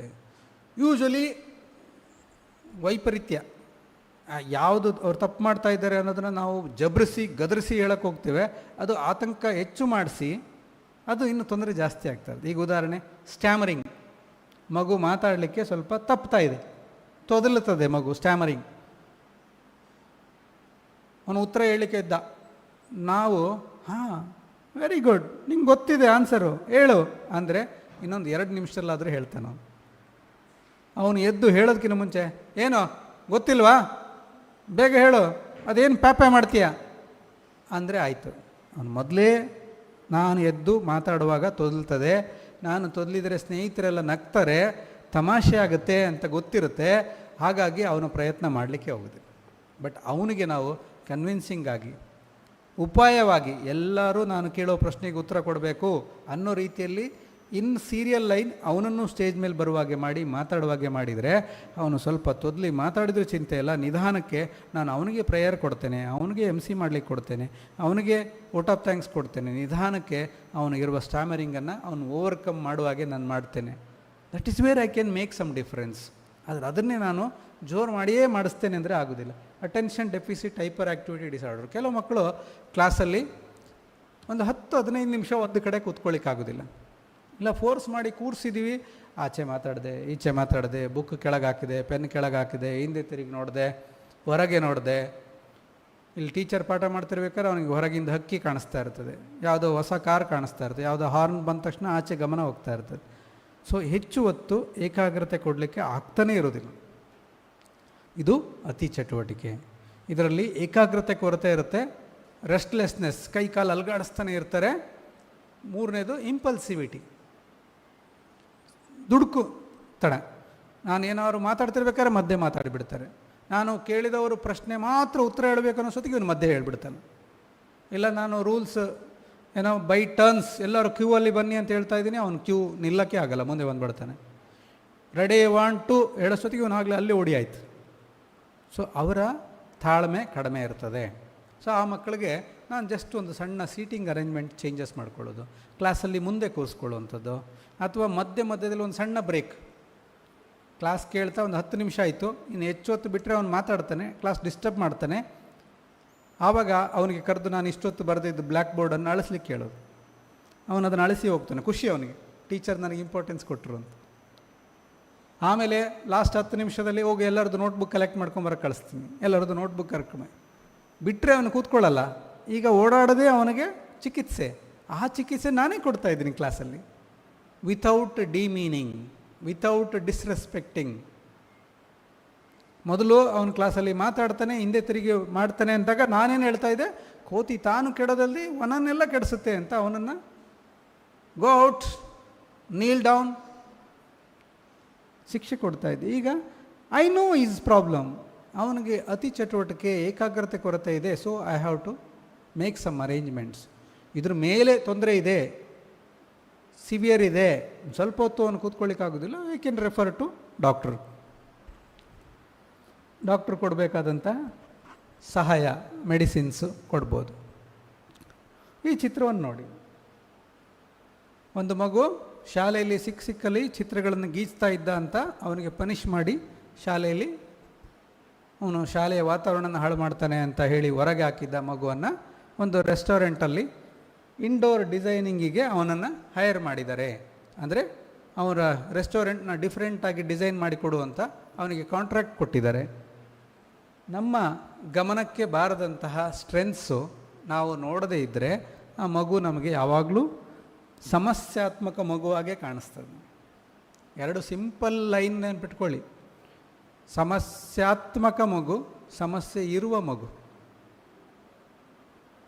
Problematic child, child with a problem. ಈಗ ಪ್ರಾಬ್ಲಮ್ಯಾಟಿಕ್ ಚೈಲ್ಡ್ ಅಂತ ನಮ್ಮ ತಲೆಯಲ್ಲಿ ನಾವು ಹಾಕ್ಕೊಂಡ್ಬಿಟ್ರೆ ಅದೇ ಲೆನ್ಸಿಂದ ನೋಡ್ತೀವಿ. ಅವನು ಸಮಸ್ಯಾತ್ಮಕ ಮಗು, ಅವನು ಬರೋದೇ ಇಲ್ಲಿ ಹಾಳು ಮಾಡೋಕ್ಕೆ ಅಂತ. ಸಮಸ್ಯೆ ಇರುವ ಮಗು, ಅವನು ಹುಡುಗ ಒಳ್ಳೆಯವನು, ಬಟ್ ಅವನಿಗೆ ಕಲಿಕಾ ತೊಂದರೆ ಇದೆ. ಅವನು ಹುಡುಗ ಒಳ್ಳೆಯವನು, ಅವನಿಗೆ ಏಕಾಗ್ರತೆ ತೊಂದರೆ ಇದೆ.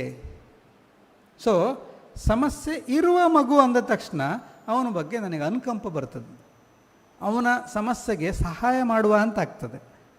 ಸಮಸ್ಯಾತ್ಮಕ ಮಗು ಅಂದ ತಕ್ಷಣ ನನಗೆ ಹೊಳೆಯೋದು ಒಂದೇ, ಕಂಪ್ಲೇಂಟ್ ಮಾಡೋಣ, ಸಸ್ಪೆಂಡ್ ಮಾಡೋಣ, ಟಿ ಸಿ ಕೊಟ್ಟು ಕಳಿಸೋಣ.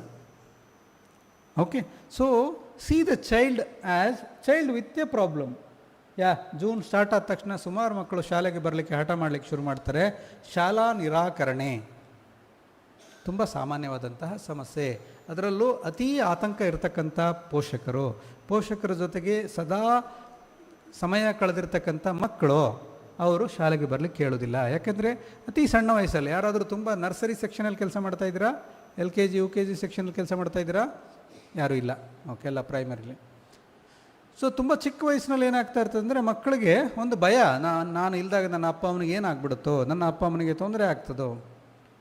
ಈವನ್ ಪ್ರೈಮರಿ ಸೆಕ್ಷನ್ನಲ್ಲಿ ಹಲವಾರು ಬಾರಿ ಏನಾಗ್ತಾ ಇರುತ್ತಂದರೆ ಮನೆಯಲ್ಲಿ ಗಲಾಟೆ, ತಂದೆ ತಾಯಿಗೆ ಜಗಳ, ತಂದೆ ಕುಡಿದು ಬರ್ತಾರೆ, ಗಲಾಟೆ ಮಾಡ್ತಾರೆ, ಅಮ್ಮನಿಗೆ ಹೊಡಿತಾರೆ.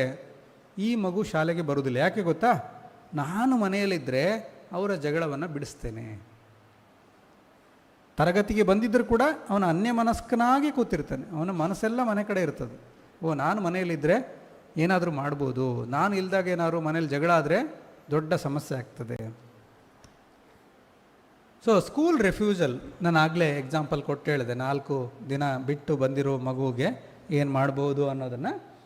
B the kind teacher you would like to be your child. ನಿಮ್ಮ ತರಗತಿಯಲ್ಲಿ ನಿಮ್ಮದೇ ಮಗು ಓದ್ತಾ ಇದ್ದಾನೆ ಅಂದ್ಕೊಂಡು ನೀವು ಪಾಠ ಮಾಡಿ. ಆಗ ನಾವೇನು ಮಾಡ್ತೀವಿ? ಸಿಲೆಬಸ್ ಮುಗಿಸ್ತೇವೆ, ನಿಷ್ಠೆಯಿಂದ ಪಾಠ ಮಾಡ್ತೇವೆ. ಯಾವ ಸಿಲೆಬಸನ್ನು ಅರ್ಧಂಬರ್ಧ ಮಾಡೋದಿಲ್ಲ.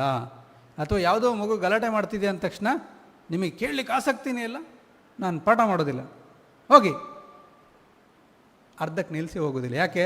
ನನ್ನ ಮಗು ಇದೆ ಕ್ಲಾಸಲ್ಲಿ, ಅವನಿಗೆ ಲಾಸ್ ಆಗ್ತದೆ. So be the kind of teacher you want to be for your child. Dyslexia, ಕೆಲವು ಮಕ್ಕಳಲ್ಲಿ ಕಲಿಕಾ ತೊಂದರೆಗಳಿರ್ತದೆ. ಕಲಿಕಾ ತೊಂದರೆಗಳು ಬೇರೆ ಬೇರೆ ರೀತಿಯಲ್ಲಿ. ಕೆಲವು ಮಕ್ಕಳಿಗೆ ಕೇವಲ ಲ್ಯಾಂಗ್ವೇಜಸಲ್ಲಿ ಮಾತ್ರ ತೊಂದರೆ ಆಗ್ತಾ ಇರ್ತದೆ. ಅವರ ಮೆದುಳ ಬೆಳವಣಿಗೆಯಲ್ಲಿ ಚಿಕ್ಕ ಪುಟ್ಟ ಲೋಪದೋಷಗಳಾಗಿ ಅವರಿಗೆ ಅಕ್ಷರಗಳನ್ನು ಗುರುತಿಸ್ಲಿಕ್ಕೆ ಕಷ್ಟ ಆಗ್ತದೆ, ಅಕ್ಷರಗಳ ಉಚ್ಚಾರವನ್ನು ಗುರುತಿಸ್ಲಿಕ್ಕೆ ಕಷ್ಟ ಆಗ್ತಾ ಇರ್ತದೆ, ಆ ಪ್ರೊನೌನ್ಸಿಯೇಷನ್ನ ಅವರು ತೆಗೆದುಕೊಳ್ಳಿಕ್ಕೆ ಕಷ್ಟ ಆಗ್ತಾ ಇರುತ್ತೆ. ಹಾಗಾಗಿ ಲ್ಯಾಂಗ್ವೇಜಸಲ್ಲಿ ಅವರು ಕಷ್ಟಪಡ್ತಾರೆ. ಒಂದೇ ರೀತಿಯಾಗಿ ಕಾಣುವ ಅಕ್ಷರಗಳನ್ನು ತಿರುಮುರುವಾಗಿ ಬರೀತಾರೆ. ಯಾಕಂದರೆ ಅದು ಸೇಮ್ ಆಗಿ ಕಾಣ್ತಾ ಇರ್ತದೆ. BD ಕಾಣ್ತಾ ಇರ್ತದೆ, MW ಆಗಿ ಕಾಣ್ತದೆ, PQ ಆಗಿ ಕಾಣಿಸ್ತದೆ. ಆ ರೀತಿ ಅವರು ಆ ಅಕ್ಷರದ ಬದಲಿಗೆ ಇನ್ನೊಂದು ಅಕ್ಷರ ಬರೆಯುವಂಥ ತಪ್ಪುಗಳನ್ನು ಪದೇ ಪದೇ ಮಾಡ್ತಾ ಇರುತ್ತೆ. ಸೆನ್ಸಿಬಲ್ ಟೀಚರ್ ಆಗಿದ್ದರೆ ಇವನಿಗೆ ಶಬ್ದ ಏನಂತ ಗೊತ್ತು, ಆದರೆ ಸ್ಪೆಲ್ಲಿಂಗ್ ಎರರ್ಸ್ ಆಗ್ತಾ ಇದೆ ಅಂತ ಅದನ್ನು ಇಗ್ನೋರ್ ಮಾಡ್ತಾರೆ. ಇಲ್ದಿದ್ರೆ ಬಾಕಿ ಟೀಚರ್ಸ್ ಆದರೆ ಏನೋ ಇಷ್ಟು ಸಣ್ಣ ಸ್ಪೆಲ್ಲಿಂಗ್ ನಿಂಗೆ ಗೊತ್ತಿಲ್ಲಲ್ಲ, 7ನೇ ಕ್ಲಾಸಿಗೆ ಬಂದಿದೆಯಾ 8ನೇ ಕ್ಲಾಸಿಗೆ ಬಂದಿದೆಯಾ ಅಂತ ಅವನ ಆತ್ಮವಿಶ್ವಾಸನ ಕಡಿಮೆ ಮಾಡ್ತಾರೆ. ಉಚ್ಚಾರ ಒಂದೇ ರೀತಿ ಕೇಳಿಸಿ ಅವರಿಗೆ ಗ್ರಾಮ್ಯಾಟಿಕಲಿ ಕರೆಕ್ಟ್ ಏನಿದೆ ಅದ್ರ ಕಡೆ ಗಮನ ಹೋಗೋದಿಲ್ಲ. ಹೇಗೆ ಕೇಳಿಸ್ತದೆ ಹಾಗೆ ಬರೀತಾರೆ. ಈಗ ಫೋನ್ ಅಂತ ಹೇಳಿದ್ವಿ, ಫೋನ್ FONE ಫೋನ್ ಬರೆದ್ರು, ಟೀಚರ್ ರಾಂಗ್ ಹಾಕಿದ್ರು. ಟೀಚರ್ ರಾಂಗ್ ಹಾಕಿ ಸರಿ ಶಬ್ದ ಹೇಳ್ತಾರಾ? Right the correct answer 25 times ಅಂತ ಬರೆದ್ರು. ಅವನಿಗೆ ಕರೆಕ್ಟ್ ಆನ್ಸರ್ ಗೊತ್ತಿದ್ರೆ ಫಸ್ಟ್ ಟೈಮೇ ಕರೆಕ್ಟ್ ಬರೀತಿದ್ದು. ನಾನು ಯೋಚನೆ ಮಾಡಬೇಕು, ಯಾಕೆ ಇವನು ಫೋನನ್ನು FONE ಬರ್ದ? ಈಗ ನಾನು ರಾಂಗ್ ಹಾಕಿದರೆ ಅದು ಅವನಿಗೆ ಕರೆಕ್ಟು, ಅವನೇನು ಅಂದ್ಕೊಳ್ತಾನೆ, ನಾನು ಸರಿ ಬರೆದ್ರು ಈ ಟೀಚರ್ಗೆ ನನ್ನ ಕಂಡ್ರೆ ಇಷ್ಟವೇ ಇಲ್ಲ, ಬರೀ ತಪ್ಪು ಹಾಕ್ತಾರೆ. ಸೊ ಅವ್ರಿಗೆ ಏನು ಪ್ರೊನೌನ್ಸಿಯೇಷನ್ ಕೇಳಿಸ್ತದೆ ಅದು ಅವರಿಗೆ ಕಷ್ಟ ಆಗ್ತಾ ಇರ್ತದೆ. ಅದಕ್ಕೋಸ್ಕರ ಅವ್ರಿಗೆ ಬೇಸಿಕ್ ಫೌಂಡೇಶನ್ ಮತ್ತು ಪ್ರತಿ ಅಕ್ಷರದ ಉಚ್ಚಾರಗಳನ್ನು ಕಲಿಸುವುದ್ರ ಮೂಲಕ ತರಗತಿಯ ಕೊನೆಯಲ್ಲಿ ಒಂದು 10 ನಿಮಿಷ ಬೇಸಿಕ್ಸ್ ಹೇಳಿಕೊಟ್ಟು, ಪ್ರತಿ ಅಕ್ಷರದ ಉಚ್ಚಾರವನ್ನು ಹೇಳಿಕೊಟ್ಟು, 1 ವರ್ಡು 2 ವರ್ಡು 1 ವಾಕ್ಯ ಈ ಥರದ ಕಲಿಸಿ ಮತ್ತೆ ಅವನನ್ನು ಈಗ 5ನೇ ಕ್ಲಾಸಿಂದ 6ನೇ ಕ್ಲಾಸಿಂದ ನಾನು ಲ್ಯಾಂಗ್ವೇಜ್ ಕಲಿಸ್ತಾ ಇದ್ದರೆ ಎಲ್ಲ ಸರಿ ಹೋಗ್ಬಿಡೋದಿಲ್ಲ, ಲೈಫ್ ಟೈಮ್ ಅದು ಇರ್ತದೆ. ಆದರೆ ನಾನು ಅವನಿಗೇನು ಕಲಿಸಿದ್ದೀನಿ, ನೋಡಪ್ಪ ಇಷ್ಟು ಮಾಡ್ಕೊ, ನಿನ್ನನ್ನು ಪಾಸ್ ಮಾಡ್ತೇನೆ ನಾನು, ನೀನು ಬುದ್ಧಿವಂತ ಇದೆಯಾ, ನಿಂದು ಎಲೆಕ್ಟ್ರಾನಿಕ್ಸ್ ಚೆನ್ನಾಗಿದೆ, ನಿಂದು ಟೆಕ್ನಿಕಲ್ ಸ್ಕಿಲ್ಸ್ ಚೆನ್ನಾಗಿದೆ, ನೀನು MC ಚೆನ್ನಾಗಿ ಮಾಡ್ತೀಯಾ, ನೀನು ಮ್ಯೂಸಿಕಲ್ ಚೆನ್ನಾಗಿದೆಯಾ, ಸೊ ನಿನಗೆ ಲ್ಯಾಂಗ್ವೇಜ್ ಮಾತ್ರ ತೊಂದರೆ ಆಗ್ತದೆ, ಬಟ್ ಇಬ್ಬರು ಕೂತ್ಕೊಂಡು ಎಕ್ಸ್ಟ್ರಾ ಎಫರ್ಟ್ಸ್ ಹಾಕಿದರೆ ನೀನು ಪಾಸ್ ಆಗ್ತೀಯ. ಇಷ್ಟು ನಾನು ಮಾಡಿಕೊಂಡ್ರೆ ಆ ಪರಿಹಾರ ಬೋಧನೆ, ರೆಮಿಡಿಯಲ್ ಕೋಚಿಂಗ್, ಅದನ್ನು ನಾನು ತರಗತಿಯ ಕೊನೆಯಲ್ಲಿ ಒಂದು 5-10 ನಿಮಿಷ ಅವನಿಗೆ ಬೇಕಾದಂತೆ ಮಾಡಿದರೆ ಅವನನ್ನು ಇದೇ ಕ್ಲಾಸಲ್ಲೇ ಕೂರಿಸ್ಕೊಂಡು ನಾನು ಪಾಸ್ ಮಾಡಿಸ್ಬೋದು. ತೀವ್ರತರನಾದಂತಹ ಲರ್ನಿಂಗ್ ಡಿಫಿಕಲ್ಟಿ ಇದೆ, ತುಂಬ ಕಷ್ಟ ಅವನಿಗೆ. 7ನೇ ಕ್ಲಾಸ್ 8ನೇ ಕ್ಲಾಸಿಗೆ ಬಂದಿದ್ದಾನೆ, ಇನ್ನೂ 1ನೇ ಕ್ಲಾಸ್ 2ನೇ ಕ್ಲಾಸಷ್ಟು ಕೂಡ ಅವನಿಗೆ ಲ್ಯಾಂಗ್ವೇಜ್ ಸ್ಕಿಲ್ಸ್ ಇಲ್ಲ. ಅದನ್ನು ನಾನು ಸೈಕಾಲಜಿಸ್ಟ್ ಹತ್ರ ರೆಫರ್ ಮಾಡಿ ಅದಕ್ಕೆ ಸರ್ಟಿಫಿಕೇಷನ್ ಮಾಡಿಸಿ ಅವನಿಗೆ ಸ್ಪೆಸಿಫಿಕ್ ಲರ್ನಿಂಗ್ ಡಿಸೆಬಿಲಿಟಿ ಇದೆ ಅನ್ನುವ ಪ್ರಮಾಣ ಪತ್ರವನ್ನು ಪಡೆದುಕೊಂಡು ನಾನು SSLC ಬೋರ್ಡಿಗೆ ಕಳಿಸಿದರೆ ಅದರಲ್ಲಿ ಅವನಿಗೆ ಕನ್ಸೆಷನ್ ಸಿಗ್ತದೆ. ಬೇರೆಯವ್ರಿಗಿಂತ ಅವನು ಕಡಿಮೆ ಅಂಕಗಳು ತೆಗೆದ್ರೂ ಅವನು ಪಾಸ್ ಆಗ್ಬೋದು. ಅವನು ಪಾಸ್ ಅಂತ ಕೊಡ್ತಾರೆ, ಬಟ್ ಒಂದೇನಾದ್ರು ಅದಕ್ಕೆ ಸಪ್ರೇಟ್ ಸರ್ಟಿಫಿಕೇಷನ್ ಅಟ್ಯಾಚ್ ಮಾಡ್ತಾರೆ. ಅಥವಾ ಅವನು 3 ಲ್ಯಾಂಗ್ವೇಜ್ ಬರೆಯೋ ಬದಲು 2 ಬರೆದ್ರೆ ಸಾಕು ಅಂತ ಹೇಳ್ತಾರೆ. ಇದೇ ರೀತಿ ಗಣಿತದಲ್ಲಿ ತೊಂದರೆ ಇದ್ದರೆ ಅದಕ್ಕೆ ಡಿಸ್ಕ್ಯಾಲ್ಕುಲಿಯಾ ಅಂತ ಹೇಳ್ತೇವೆ. ಡಿಸ್ಕ್ಯಾಲ್ಕುಲಿಯಾ, ಅವನು ಅದರಲ್ಲಿರ್ತಕ್ಕಂಥ ಸಂಖ್ಯೆಗಳನ್ನು ತಿರುಮುರುವಾಗಿ ಬರ್ಕೊಳ್ತಾನೆ. ಸಿಂಬಲ್ ಕನ್ಫ್ಯೂಷನ್, ಪ್ಲಸ್ಸನ್ನು ಇಂಟು ಮಾಡ್ಕೊಳ್ತಾನೆ, ಡಿವಿಷನನ್ನು ಸಬ್ಸ್ಟ್ರಾಕ್ಷನಿಗೆ ಕನ್ಫ್ಯೂಸ್ ಮಾಡ್ಕೊಳ್ತಾನೆ. ನೀವು 17 ಹೇಳ್ತೀರಾ, ಅವನು 71 ಬರ್ಕೊಳ್ತಾನೆ. ನೀವು 12 ಹೇಳ್ತೀರಾ, ಅವನು 21 ಬರ್ಕೊಂಡಿರ್ತಾನೆ. ಅಥವಾ ಇಡೀ ಪ್ರಾಸೆಸ್ ಮಲ್ಟಿಫಿಕೇಷನ್ನ ಕರೆಕ್ಟಾಗಿ ಮಾಡ್ತಾನೆ, ಆದರೆ ಆ ಪ್ಲೇಸ್ಮೆಂಟ್ಸನ್ನು ಚೇಂಜ್ ಮಾಡಿ ಮಲ್ಟಿಫಿಕೇಷನಲ್ಲಿ ಎಲ್ಲ ತಪ್ಪು ಬರೆದು ಬಿಡ್ತಾನೆ. ಮಲ್ಟಿಫಿಕೇಷನ್ ನಮ್ಗೆ ಗೊತ್ತು, ಒಂಚೂರು ಗ್ಯಾಪ್ ಬಿಟ್ಕೊಳ್ಬೇಕು, ಫಸ್ಟ್ ಒಂದು ಗ್ಯಾಪ್ ಬಿಟ್ಕೊಳ್ಬೇಕು, ಸೆಕೆಂಡ್ ಒಂದು ಗ್ಯಾಪ್ ಬಿಟ್ಕೊಳ್ಬೇಕು, ಅದೂ ಗೊತ್ತಿಲ್ಲದೆ ಮಲ್ಟಿಫಿಕೇಷನ್ ನನಗೆ ಗೊತ್ತು, ಆದರೆ ಆ ಪ್ಲೇಸ್ಮೆಂಟ್ ಸರಿಯಾಗಿ ಮಾಡ್ಕೊಳ್ಳೋದೆ ಆನ್ಸರ್ ರಾಂಗ್ ಆಗಿಬಿಡ್ತದೆ.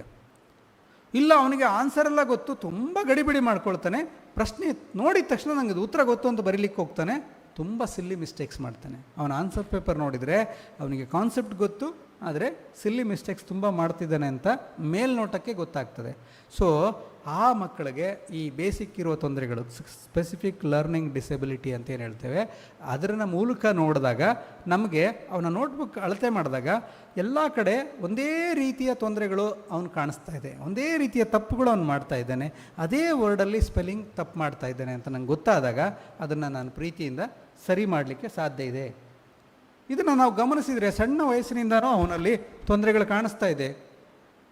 ಅವನಿಗೆ ಲೇಸ್ ಕಟ್ಕೊಳ್ಳಿಕ್ಕೆ ತೊಂದರೆ ಆಗ್ತಾ ಇದೆ, ತಲೆ ನೀಟಾಗಿ ಬಾಚ್ಕೊಳ್ಳೋಕೆ ಬರ್ತಾ ಇಲ್ಲ, ಬಟನ್ ಸರಿಯಾಗಿ ಹಾಕ್ಕೊಳ್ಳಲ್ಲ, ಯಾವಾಗಲೂ ಅವನ ಡ್ರೆಸ್ ಅಸ್ತವ್ಯಸ್ತ ಇರ್ತದೆ, ಅವನ ಲೇಸೆಲ್ಲ ಯಾವಾಗಲೂ ಬಿಚ್ಚೋಗಿರ್ತದೆ, ಅವನ ವಸ್ತುಗಳನ್ನ ನೋಡಿ ಎಲ್ಲ ಚೆಲ್ಲಾಪಿಲ್ಲಿ ಆಗಿರ್ತದೆ. ಇದೆಲ್ಲ ಸಂಕೇತಗಳು ಈಸ್ ಹ್ಯಾವಿಂಗ್ ಲರ್ನಿಂಗ್ ಡಿಸೆಬಿಲಿಟಿ ಅಂತ. ಓಕೆ, ಸೊ ಮುಖ್ಯವಾಗಿ ನಮ್ಮ ಅಕ್ಷರಗಳನ್ನೆಲ್ಲ ನಾವು ಬರೆಯುವಾಗ ನೋಡಿ, ಈಗ ನಾನು ನಿಮಗೆ ಹೇಳ್ತೀನಿ, ನಿಮ್ಮ ಬಲಗೈಯನ್ನು ಮೇಲೆ ಎತ್ತಿ ಅಂತ, ಎತ್ತಿ ಬಲಗೈಯನ್ನು ಮೇಲೆ ಎತ್ತಿ, ಅಯ್ಯೋ ನಿಮ್ಮದೇ, ಹಾಂ ಹಾಂ ಬಲಗೈಯನ್ನು ಮೇಲೆ ಎತ್ತಿ. ಆದರೆ ನಾನು ನಿಮಗೆ ನಿಂತಿರೋದು ಅಪೋಸಿಟ್ ಅಲ್ವಾ? ಕೆಲವರಿಗಾದರೆ ಕನ್ಫ್ಯೂಸ್ ಆಗುತ್ತೆ, ಅಯ್ಯೋ ಅವ್ರು ಎಡಗೈ ಎತ್ತಿದಾರಲ್ಲ ಅಂತ ಅನಿಸುತ್ತೆ. ನಾನು ನನ್ನ ಬಲಗೈ ಎತ್ತಿದ್ರು, ಇಳಿಸಿ. ಈಗ ನಿಮ್ಮ ಎಡಗೈಯನ್ನು ಎತ್ತಿ. ಓಕೆ, ಸುಮ್ಮನೆ ನಿಮಗೆ ನಿದ್ದೆ ಹೋಗಲಿ ಅಂತ ಮಾಡ್ತಾಯಿದ್ದೀನಿ ಅಷ್ಟೇ. ಆದರೆ ಬಿಡಿ, ಈ ರೈಟ್ ಲೆಫ್ಟ್ ಕನ್ಫ್ಯೂಷನ್ ಇದೆಯಲ್ಲ, ಇದು ತೊಂದರೆ ಇಲ್ಲದವರಿಗೆ ಇದರದ್ದು ವಿಚಾರಣೆ ಗೊತ್ತಾಗೋದಿಲ್ಲ. ತೊಂದರೆ ಇರೋರಿಗೆ it makes hell and heaven difference. ಬಲ ಎಡ ಕನ್ಫ್ಯೂಷನ್ ಇರೋರಿಗೆ ನೀವು ರಸ್ತೆಯಲ್ಲಿ ನೋಡಿದ್ರೆ ಗೊತ್ತಾಗ್ತದೆ. ಮುಂದೆ ಯಾರು ಸ್ಕೂಟಿಯಲ್ಲಿ ಹೋಗ್ತಾ ಇದ್ದಾರೆ ಅಂದರೆ ಅವರು ರೈಟ್ ಸೈಡ್ ಲೈಟ್ ಹಾಕಿದರೆ ನಾವು ಸ್ವಲ್ಪ ಸ್ಲೋ ಮಾಡಿ ಇರಬೇಕು ಅಂತಿಲ್ಲ. ಒಬ್ಬೊಬ್ಬರು ಮಕ್ಕಳಲ್ಲಿ ಒಂದು ವಿಶೇಷತೆ ಇದೆ. ನಮಗನ್ಸ್ಬೋದು ಸರ್ ಕೆಲವು ಮಕ್ಕಳಲ್ಲಿ ವಿಶೇಷತೆಯೇ ಇಲ್ಲ ಅಂತ. Yes, I will try my level best. ಏನು ಸಾಧ್ಯ ಇದೆ, ಎಲ್ಲರಿಗೂ ಒಂದು ಏನೋ ಒಂದು ದಾರಿ ಇದೆ, ಅದನ್ನು ಅವನು ಪಡ್ಕೊಳ್ತಾನೆ. Let me do my best. ನನ್ನ ತರಗತಿಯಲ್ಲಿ ಇರೋವರೆಗೂ ಏನು ಸಾಧ್ಯ ಇದೆ ಅವನಲ್ಲಿರುವ ಒಳಗಿನ ವಿಶೇಷತೆಯನ್ನು ಕಂಡುಹಿಡಿದು ಕೊಡೋಣ. ಒಂದು ಸಾಂಕೇತಿಕವಾದ ಎಕ್ಸಾಂಪಲ್ ಅಂದರೆ, ಶಂಕರಾಚಾರ್ಯರು ಒಂದು ಸರಿ ಗೋಕರ್ಣಕ್ಕೆ ಬರ್ತಾರೆ. ಗೋಕರ್ಣಕ್ಕೆ ಬಂದಾಗ ಒಂದು ತಂದೆ ತಾಯಿ ಬಂದು ಕಣ್ಣೀರು ಹಾಕ್ತಾರೆ. ಅವರ ಮಗನ ಕರ್ಕೊಂಡು ಬಂದು ಸರ್ ಇವನು ಶತದಡ್ಡ ಅಂದರೆ ಶತದಡ್ಡ ಸರ್, ಬ್ರಹ್ಮ ಇವನಿಗೆ ಮಿದುಳು ಇಡೋದನ್ನೇ ಮರ್ತುಬಿಟ್ಟಿದ್ದಾನೆ ಸರ್, ಮಾತೇ ಆಡೋದಿಲ್ಲ ಸರ್, ಒಂದು ಮಾತಾಡಲ್ಲ, ನೀವು 100 ಮಾತಾಡಿದ್ರು ಅವನು ಒಂದು ಮಾತಾಡಲ್ಲ, ಇಂಥ ದಡ್ಡನ್ನು ಇಟ್ಕೊಂಡು ನಾನು ಏನು ಮಾಡಲಿ ಅಂತ ಪೇರೆಂಟ್ಸು ಕಣ್ಣೀರಾಗ್ತಾರೆ. ಶಂಕರಾಚಾರ್ಯ ಹೇಳ್ತಾರೆ, ಅವನು ನಿಮಗೆ ಕಷ್ಟ ಆಗಿದೆಯಲ್ಲ, ಅವನನ್ನು ನನ್ನ ಜೊತೆ ಕಳಿಸ್ಕೊಡಿ. ಅವನು ಈ ಜಗತ್ತಿನ ಗಲಾಟೆಗಳಿಗೆ, ಇಲ್ಲಿರುವ ಜಂಜಾಟಗಳಿಗೆ ತಕ್ಕನಾದ ವ್ಯಕ್ತಿ ಅಲ್ಲ. ಅವನೊಂದು ಅದ್ಭುತವಾದ ಪಂಡಿತ. ಅವನ ಮೌನವನ್ನು ನೀವು ಅರ್ಥ ಮಾಡ್ಕೊಳ್ಳದೇ ಇದ್ದರೆ ಅವನ ಮಾತುಗಳನ್ನು ನೀವು ಅರ್ಥ ಮಾಡ್ಕೊಳ್ಳಿಕ್ಕಿಲ್ಲ. ಅವನು ನನ್ನ ಜೊತೆ ಕಳಿಸ್ಕೊಡಿ ಅಂತ ಅವನು ಕರ್ಕೊಂಡು ಹೋಗ್ತಾರೆ. ಆ ಬಾಲಕ ಮುಂದೆ ಸುಮಾರು ವಿಶೇಷ ಗ್ರಂಥಗಳನ್ನು ಬರೀತಾರೆ. ನನಗೆ ಅವರ ಹೆಸರು ಯಾರು ನೆನಪಿದ್ರೆ ಹೇಳಿ. ಬಹುಶಃ ಏನೋ ಒಂದು ಮಂಡೂಕೋಪಾಧ್ಯಾಯ ಆ ಥರ ಏನೋ ಹೆಸರು ಬರ್ತದೆ. ಆ ಥರ ಮರುನಾಮಕರಣ ಶಂಕರಾಚಾರ್ಯ ಅವ್ರಿಗೆ ಮಾಡ್ತಾರೆ. ಅಂದರೆ ಉದಾಹರಣೆಗೆ ಇವತ್ತು ನಮಗಿಟ್ಟಿರುವ ಮಾನದಂಡಗಳಲ್ಲಿ ಈ ವಿದ್ಯಾರ್ಥಿ ಚೆನ್ನಾಗಿ ಪರ್ಫಾರ್ಮ್ ಮಾಡ್ತಾ ಇಲ್ಲ. ಎಸ್, ನನಗೆ ಕೊಟ್ಟಿರುವ ಮಾನದಂಡಗಳು ಇಷ್ಟೇ, ಈ ಅಂಕಗಳಲ್ಲಿ ಅವನು ಪರ್ಫಾರ್ಮ್ ಮಾಡ್ತಾ ಇಲ್ಲ. ಮುಂದೆ ಬೇರೆ ಮಾನದಂಡಗಳು ಅದರಲ್ಲಿ ಪರ್ಫಾರ್ಮ್ ಮಾಡ್ಬೋದು. But let me not decide ನೀನು ಇಷ್ಟೇ ಮಾಡೋಕ್ಕಾಗ್ತಾ ಇಲ್ಲ, ಇನ್ನು ಲೈಫಲ್ಲಿ ಇನ್ನೇನು ಮಾಡ್ತೀಯಾ ಅಂತ ಡಿಸೈಡ್ ಮಾಡೋದು ಬೇಡ ಅಲ್ವಾ. ನಮ್ಮ ತರಗತಿಯಲ್ಲಿ ಸ್ವಿಮ್ಮಿಂಗಿಗೆ ಅವಕಾಶ ಇದೆಯಾ? ತೆಂಗಿನಕಾಯಿ ತೆಗಿಯೋಕ್ಕೆ ಅವಕಾಶ ಇದೆಯಾ? ನಾಳೆ ಅವನೊಂದು ಹೋಟೆಲಿಯರ್ ಆಗೋದು ನಮಗೇನಾದ್ರು ಕಂಡುಹಿಡಿಯೋಕ್ಕಾಗುತ್ತಾ? ಈಗ ಏನೂ ಬೇಡಪ್ಪ, ಅವನೊಂದು ಆ್ಯಪ್ ಕ್ರಿಯೇಟ್ ಮಾಡುವಂತಹ ಒಂದು ಸಾಫ್ಟ್ವೇರ್ ಇಂಜಿನಿಯರ್ ಆಗ್ತಾನೆ, ನಮ್ಗೆ ಗೊತ್ತಿದೆಯಾ? ನಮ್ಮ ಕ್ಲಾಸಲ್ಲಿ ಯಾವತ್ತಾದರೂ ಕೋಡಿಂಗ್ ಕ್ಲಾಸ್ ಮಾಡಿದ್ದೀವ ನಾವು? ಸೊ ನನ್ನ ಸೀಮಿತ ಮಾನದಂಡಗಳಲ್ಲಿ ಅವನು ಇವತ್ತು ದಡ್ಡ ಅನಿಸಿರ್ಬೋದು. ಆದರೆ let me keep my options open. ಅವನಿಗೆ ಬಹುಶಃ ಇನ್ನೂ ಟೈಮ್ ಬರಬೇಕಷ್ಟೇ ಅನ್ನುವ ವಿಚಾರ ಅವನಿಗೂ ಹೇಳಿಕೊಟ್ಟು ಅವರ ತಂದೆ ತಾಯಿಗಳಿಗೆ ಕೂಡ ಹೇಳೋಣ. ವಾಲ್ಯೂಮ್ ಇದೆಯಾ ಸರ್? ಎಲ್ಲೋದ್ರು ಟೆಕ್ನಿಷಿಯನ್? ಅಲ್ಲ ಇದು ವಾಲ್ಯೂಮ್, ಅದನ್ನು ಒಂಚೂರು ಅದರ ಮೇಲೆ ಪ್ಲೇ ಮಾಡಿ, ಒಂಚೂರು ಕ್ಲಿಕ್ ಮಾಡಿ.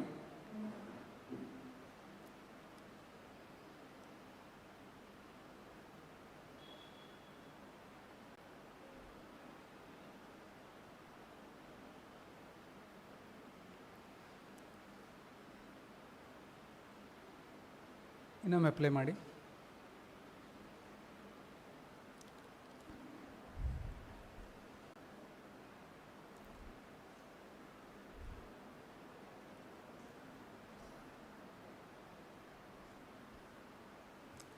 ಸ್ಕಿಪ್ ಮಾಡಲಾ?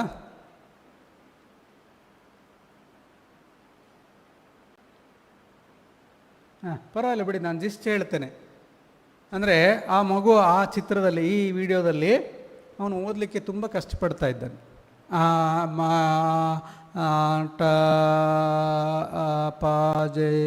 ಹಿಂಗೆ ಒಂದೊಂದೇ ಅಕ್ಷರಗಳನ್ನು ಸೇರಿಸ್ಕೊಂಡು ಓದಲಿಕ್ಕೆ ಪ್ರಯತ್ನ ಪಡ್ತಾ ಇದ್ದಾನೆ. ಆ ಚಿತ್ರದಲ್ಲಿ ನಿಮಗೆ ಕಾಣಿಸುವಂಥದ್ದು ಏನಂದರೆ you won't be able to do ಅಂತ ಆ ಪುಸ್ತಕದ ಹೆಸರು. ನಿಮಗೆ ಮಾಡಲಿಕ್ಕೆ ಆಗೋದಿಲ್ಲ ಅಂತ ಆ ಪುಸ್ತಕದ ಹೆಸರೇ ಹಂಗಿದೆ.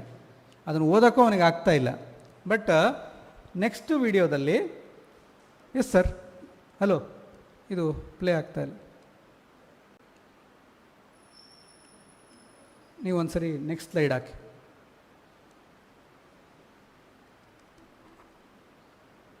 ಅಲ್ಲ, ಇದು ಸ್ಲೈಡ್ ಚೇಂಜರ್ ಈಗ ವರ್ಕ್ ಆಗ್ತಾ ಇಲ್ಲ.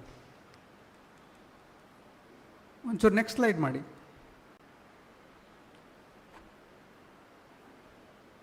ಡೌನ್ ಯಾರೋ ಒತ್ತಿ.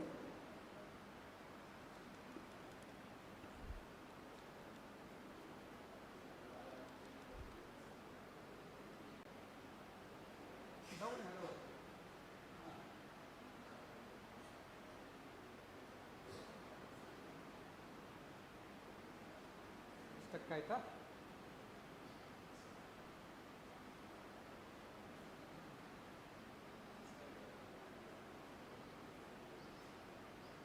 Okay.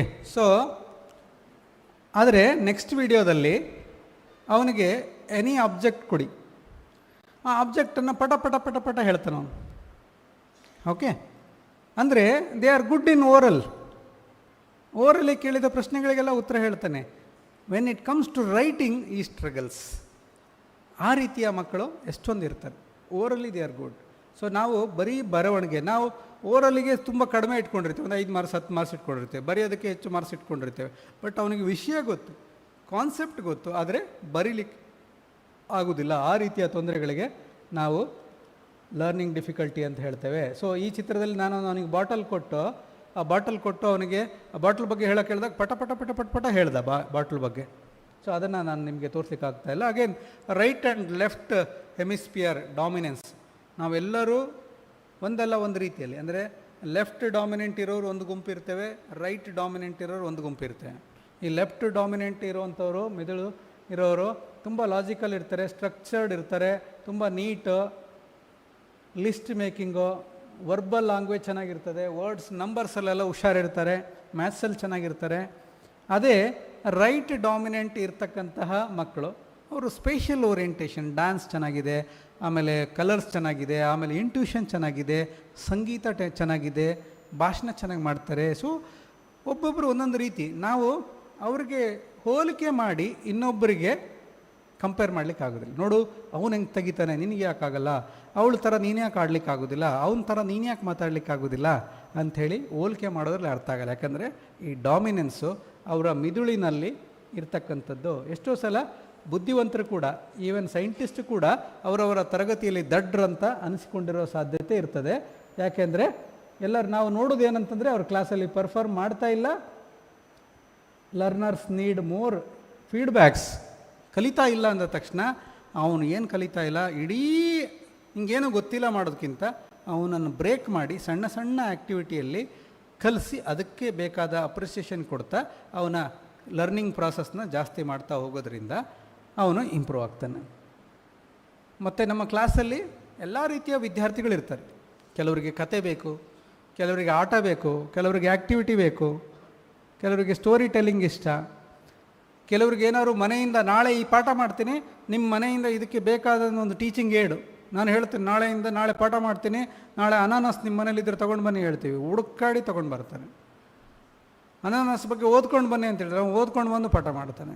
So they need some teaching aid in their hand. ನೋಡಿ, ನಾಳೆ ನಿಮ್ಮ ಮನೆ ಹತ್ರ ಹೂ ಬಿಡುವ 10 ಸಸ್ಯಗಳನ್ನು ಗುರುತಿಸ್ಬೇಕು. ನೀವು 10 ಹೂವುಗಳ ಹೆಸರುಗಳನ್ನು ಹೇಳಬೇಕು ಅನ್ನೋದು ಆ್ಯಕ್ಟಿವಿಟಿ ಕೊಟ್ಟಿದ್ದೀನಿ.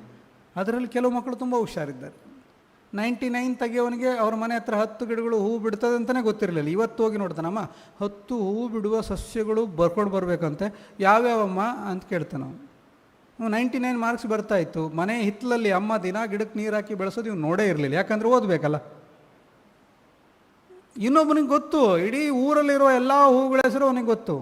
So auditory learners, visual learners, interpersonal learners, kinaesthetic learners, ಬೇರೆ ಬೇರೆ ರೀತಿಯ ಲರ್ನರ್ಸ್ ಇರ್ತಾರೆ. ಆದರೆ ನನ್ನ ಕ್ಲಾಸಲ್ಲಿ ಬರೀ ನಾನು ಪಾಠ ಮಾಡ್ತೇನೆ ಅಂದರೆ ಒಂದು ಅರ್ಧ ಜನ ನಿದ್ದೆ ಹೊಡಿತಾರೆ, ಇನ್ನೊಂದು 4 ಜನ ಕಂಟಿನ್ಯೂಸ್ ಆಗಿ ಪಕ್ಕದಲ್ಲಿ ಮಾತಾಡ್ತಾರೆ, ಇನ್ನೊಂದು 4 ಜನ ವಾಚ್ ನೋಡ್ಕೊಳ್ತಾ ಇರ್ತಾರೆ ಯಾವಾಗ ಮುಗಿಸ್ತಾನಪ್ಪ ಅಂತ. ಅದೇ if I involve everybody, auditory learners, visual learners, kinesthetic learners, ಇಷ್ಟೊತ್ತಿಗೆ ನಾನು ನಿಮ್ಮಲ್ಲಿ ಒಂದು 4 ಗುಂಪು ಮಾಡಿದೆ, ಒಬ್ಬರಿಗೆ ಒಂದು ಆ್ಯಕ್ಟಿವಿಟಿ ಕೊಟ್ಟೆ, ಒಂದು ಕತೆ ಹೇಳಿದೆ, ಒಂದು ಚಿತ್ರ ಬರೆಸ್ದೆ, ಒಂದು ವಿಡಿಯೋ ತೋರಿಸ್ದೆ ಅಂದಾಗ ಏನಾಯಿತು, all type of people are engaged ಅಲ್ವಾ?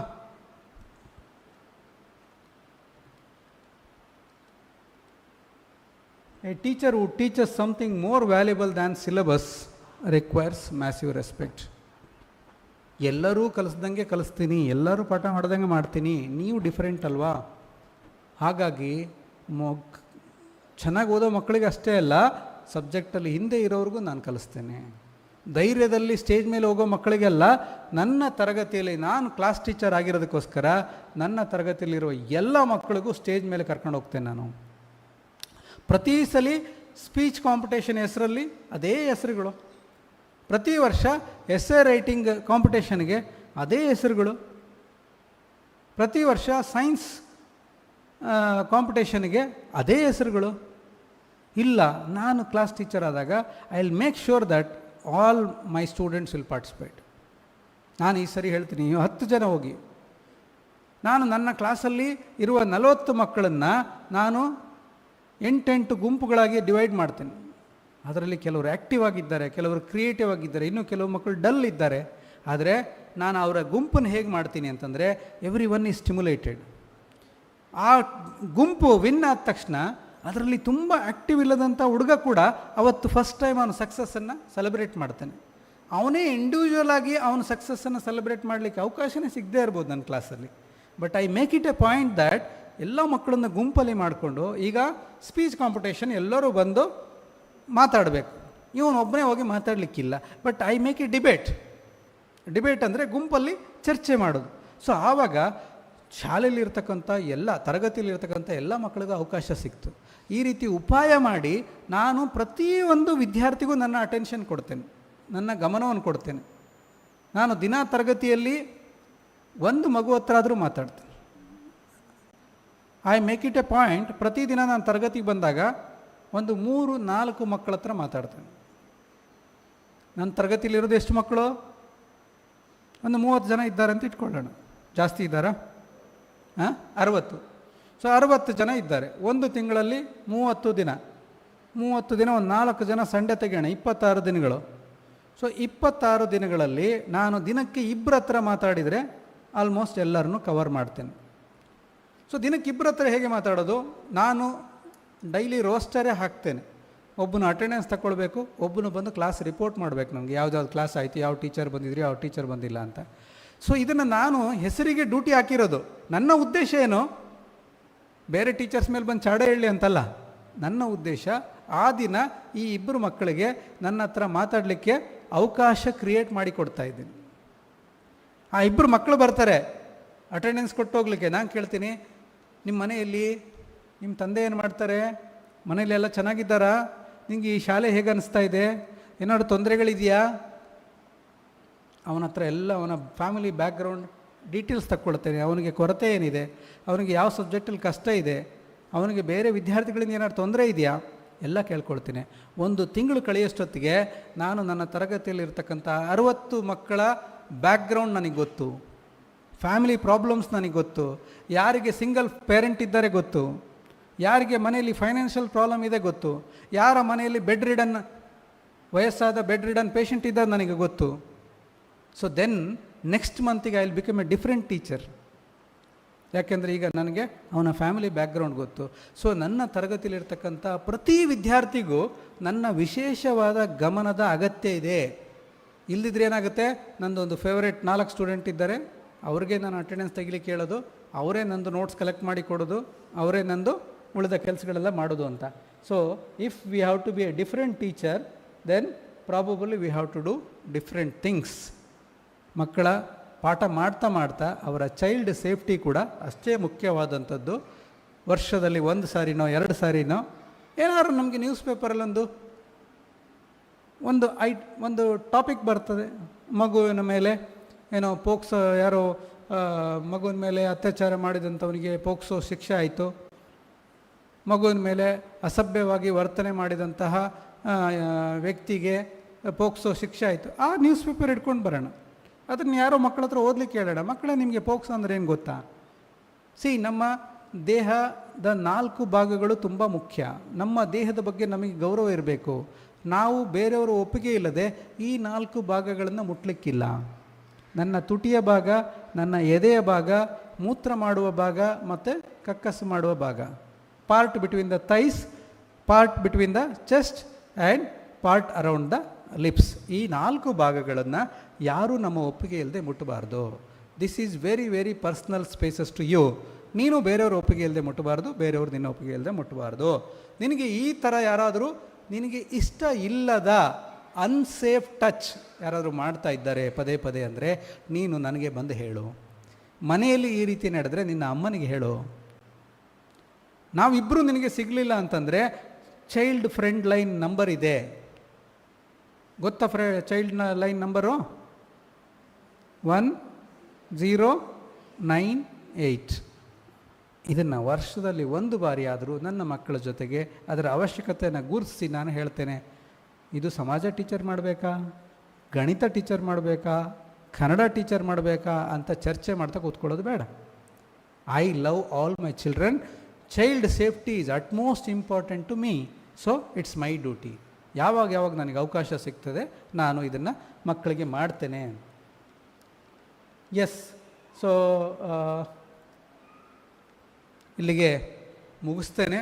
ಬೇರೆ ಬೇರೆ ವಿಚಾರಗಳು ಹಾಗೆ ಇದೆ, ಆದರೆ 1 ಗಂಟೆಯ ಸಮಯ ಆದ್ದರಿಂದ ಇಲ್ಲಿಗೆ ಎಂಡ್ ಮಾಡೋಣ.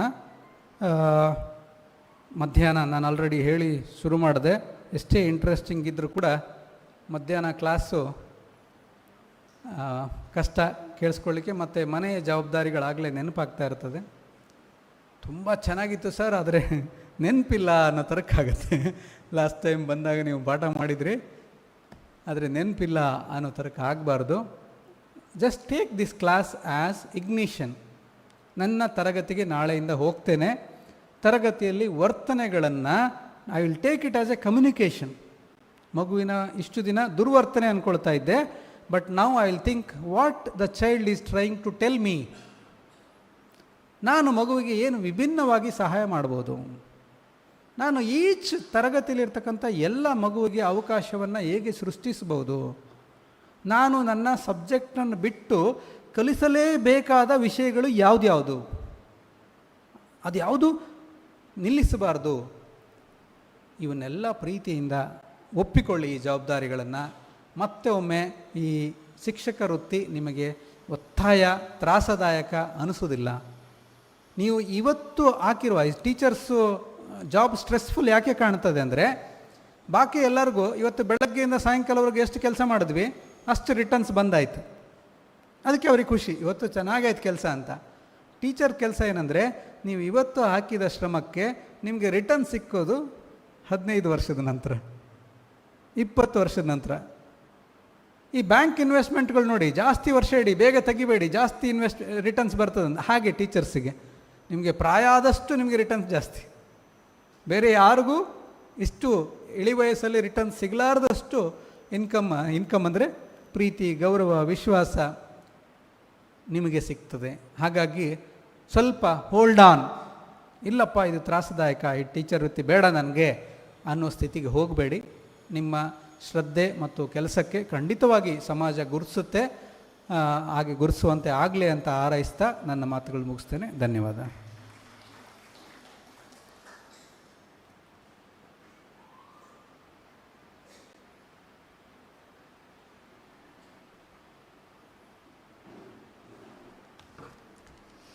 ಇಂದಿನ ಈ ಅರ್ಥಪೂರ್ಣ ಹಾಗೂ ಚಿಂತನಾತ್ಮಕ ಅವಧಿಯಲ್ಲಿ ಶ್ರೀಯುತ ದೇವರ ಮನೆಯವರು ಶಿಕ್ಷಕರ ದೃಷ್ಟಿಕೋನ ಹೇಗಿರಬೇಕು, ಮಕ್ಕಳ ಮನೋಭಾವ ಹೇಗೆ ಇರ್ತದೆ, ಯಾವುದೆಲ್ಲ ಚಾಲೆಂಜಸ್ ನಮಗೆ ಬರಬಹುದು, ಅದನ್ನು ಹೇಗೆ ಸಾಲ್ವ್ ಮಾಡಬಹುದು ಅನ್ನೋದನ್ನು ತುಂಬ ಸರಳವಾಗಿ ಉದಾಹರಣೆಗಳ ಮೂಲಕ ಒಂದಷ್ಟು ಉದಾಹರಣೆಗಳನ್ನು ಕೊಟ್ಟು ನಮಗೆ ನಮ್ಮ ಜೊತೆ ಹಂಚಿಕೊಂಡಿದ್ದಾರೆ. ಆದರೆ ಇದೊಂದು ಎಷ್ಟು ಆಳವಾದ ವಿಷಯ ಅಂತ ಹೇಳಿದರೆ, 1 ಗಂಟೆಯಲ್ಲಿ ಎಲ್ಲ ವಿಚಾರಗಳನ್ನು ಹಂಚಿಕೊಳ್ಳುವಂತಹ ವಿಷಯವಂತೂ ಖಂಡಿತ ಅಲ್ಲ. ಆ ದೃಷ್ಟಿಯಲ್ಲಿ ಇದೊಂದು ಈ ಅವಧಿಯು ಒಂದು ಆರಂಭ ಮಾತ್ರ ಅಂತಲೇ ಹೇಳ್ಬೋದು. ಮುಂದಿನ ದಿನಗಳಲ್ಲಿ ಶ್ರೀಯುತರು ಇನ್ನಷ್ಟು ನಮ್ಮ ಸಂಸ್ಥೆಗೆ ಆಗಮನಿಸಿ ನಮ್ಮೆಲ್ಲರನ್ನ ಒಂದು ರೀತಿಯ ಟ್ರೈನಿಂಗನ್ನು ಕೊಡೋದ್ರಲ್ಲಿ ಇದ್ದಾರೆ. ಆ ದೃಷ್ಟಿಯಲ್ಲಿ ನಮ್ಮ ಆಡಳಿತ ಮಂಡಳಿಯು ಕೆಲಸ ಮಾಡ್ತಾ ಇದ್ದಾರೆ ಅಂತ ನಿಮ್ಮ ಜೊತೆ ಹಂಚಿಕೊಳ್ಳೋದಕ್ಕೆ ಇಷ್ಟಪಡ್ತಾ ಇದ್ದೇನೆ. ಆ ನಿಟ್ಟಿನಲ್ಲಿ ಇಂಥ ಒಂದು ನಮ್ಮ ಸಂಸ್ಥೆಗಳಲ್ಲಿ ಇರುವಂತಹ ವಿದ್ಯಾರ್ಥಿಗಳಿಗೆ ಬರುವಂತಹ ಸಮಸ್ಯೆಗಳಿಗೆ ನಾವು ಯಾವ ರೀತಿ ಸ್ಪಂದಿಸ್ಬೋದು, ಹೇಗೆ ಅದರಿಂದ ಮಕ್ಕಳನ್ನು ಹೊರಗೆ ತರಬಹುದು ಅನ್ನೋ ನಿಟ್ಟಿನಲ್ಲಿ ಕೆಲಸ ಮಾಡಲಿಕ್ಕೆ ಯಾರಿಗೆಲ್ಲ ಆಸಕ್ತಿ ಇದೆಯೋ, ಈ ವಿಚಾರದಲ್ಲಿ ಇನ್ನಷ್ಟು ಶ್ರೀಯುತರಿಂದ ಕಲಿತುಕೊಳ್ಳುವಂತಹ ಆಸಕ್ತಿ ಯಾರಿಗೆಲ್ಲ ನಮ್ಮಲ್ಲಿದೆಯೋ ಅವರೆಲ್ಲರೂ ಖಂಡಿತವಾಗಿ ನಮ್ಮ ಪ್ರಾಂಶುಪಾಲರನ್ನು ಭೇಟಿಯಾಗಿ ತಮ್ಮ ಹೆಸರನ್ನು ನೋಂದಾಯಿಸ್ಕೊಳ್ಬೋದು.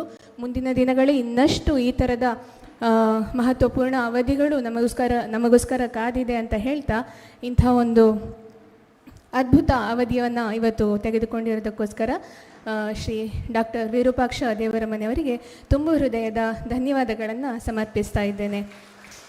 ಅದೇ ರೀತಿ ಕಾರ್ಯಕ್ರಮದ ಆರಂಭದಲ್ಲಿ ಶುಭವನ್ನು ಹಾರೈಸಿ ಅವಧಿಯನ್ನು ಆರಂಭ ಮಾಡಿಕೊಟ್ಟಂತಹ ಶ್ರೀಯುತ ವೆಂಕಟರಮಣರಾವ್ ಮಂಕುಡೆಯವರಿಗೂ ಧನ್ಯವಾದಗಳನ್ನು ಸಮರ್ಪಿಸ್ತಾ ಇದ್ದೇನೆ. ಜೊತೆಗೆ ಈ ಕಾರ್ಯಕ್ರಮವನ್ನು ಆಯೋಜಿಸಿರುವಂತಹ ಆಡಳಿತ ಮಂಡಳಿ, ಪ್ರಾಂಶುಪಾಲರು, ಜೊತೆಗೆ ನಮ್ಮ ಸಹ ಶಿಕ್ಷಣ ಸಂಸ್ಥೆಯಿಂದ ನಮ್ಮ ಜೊತೆ ಸೇರಿಕೊಂಡಿರುವಂಥ ಎಲ್ಲ ಶಿಕ್ಷಕ ಬಂಧುಗಳು, ಉಪನ್ಯಾಸಕೇತರ ಬಂಧುಗಳು ಎಲ್ಲರಿಗೂ ಮತ್ತೊಮ್ಮೆ ಧನ್ಯವಾದಗಳನ್ನು ಸಮರ್ಪಿಸುತ್ತಾ ಶಾಂತಿ ಮಂತ್ರದೊಂದಿಗೆ ಕಾರ್ಯಕ್ರಮವನ್ನು ಮುಕ್ತಾಯಗೊಳಿಸೋಣ. ಸರ್ವೇ ಭವಂತು ಸುಖಿನಃ ಸರ್ವೇ ಭವಂತು ಸುಖಿನಃ ಸರ್ವೇ ಸಂತು ನಿರಾಮಯ ಸರ್ವೇ ಭದ್ರಾಣಿ ಪಶ್ಯಂತು ಮಾ ಕಶ್ಚಿತ್ ದುಃಖಭಾಗ್ ಭವೇತ್. ಓಂ ಶಾಂತಿ ಶಾಂತಿ ಶಾಂತಿ. ಕೊನೆಯಲ್ಲಿ ಒಂದು ಸೂಚನೆ, ಎಲ್ಲರೂ ಕೂಡ ಉಪಹಾರ ಮತ್ತು ಪಾನೀಯವನ್ನು ಸ್ವೀಕರಿಸಿ ತೆರಳಬೇಕಾಗಿ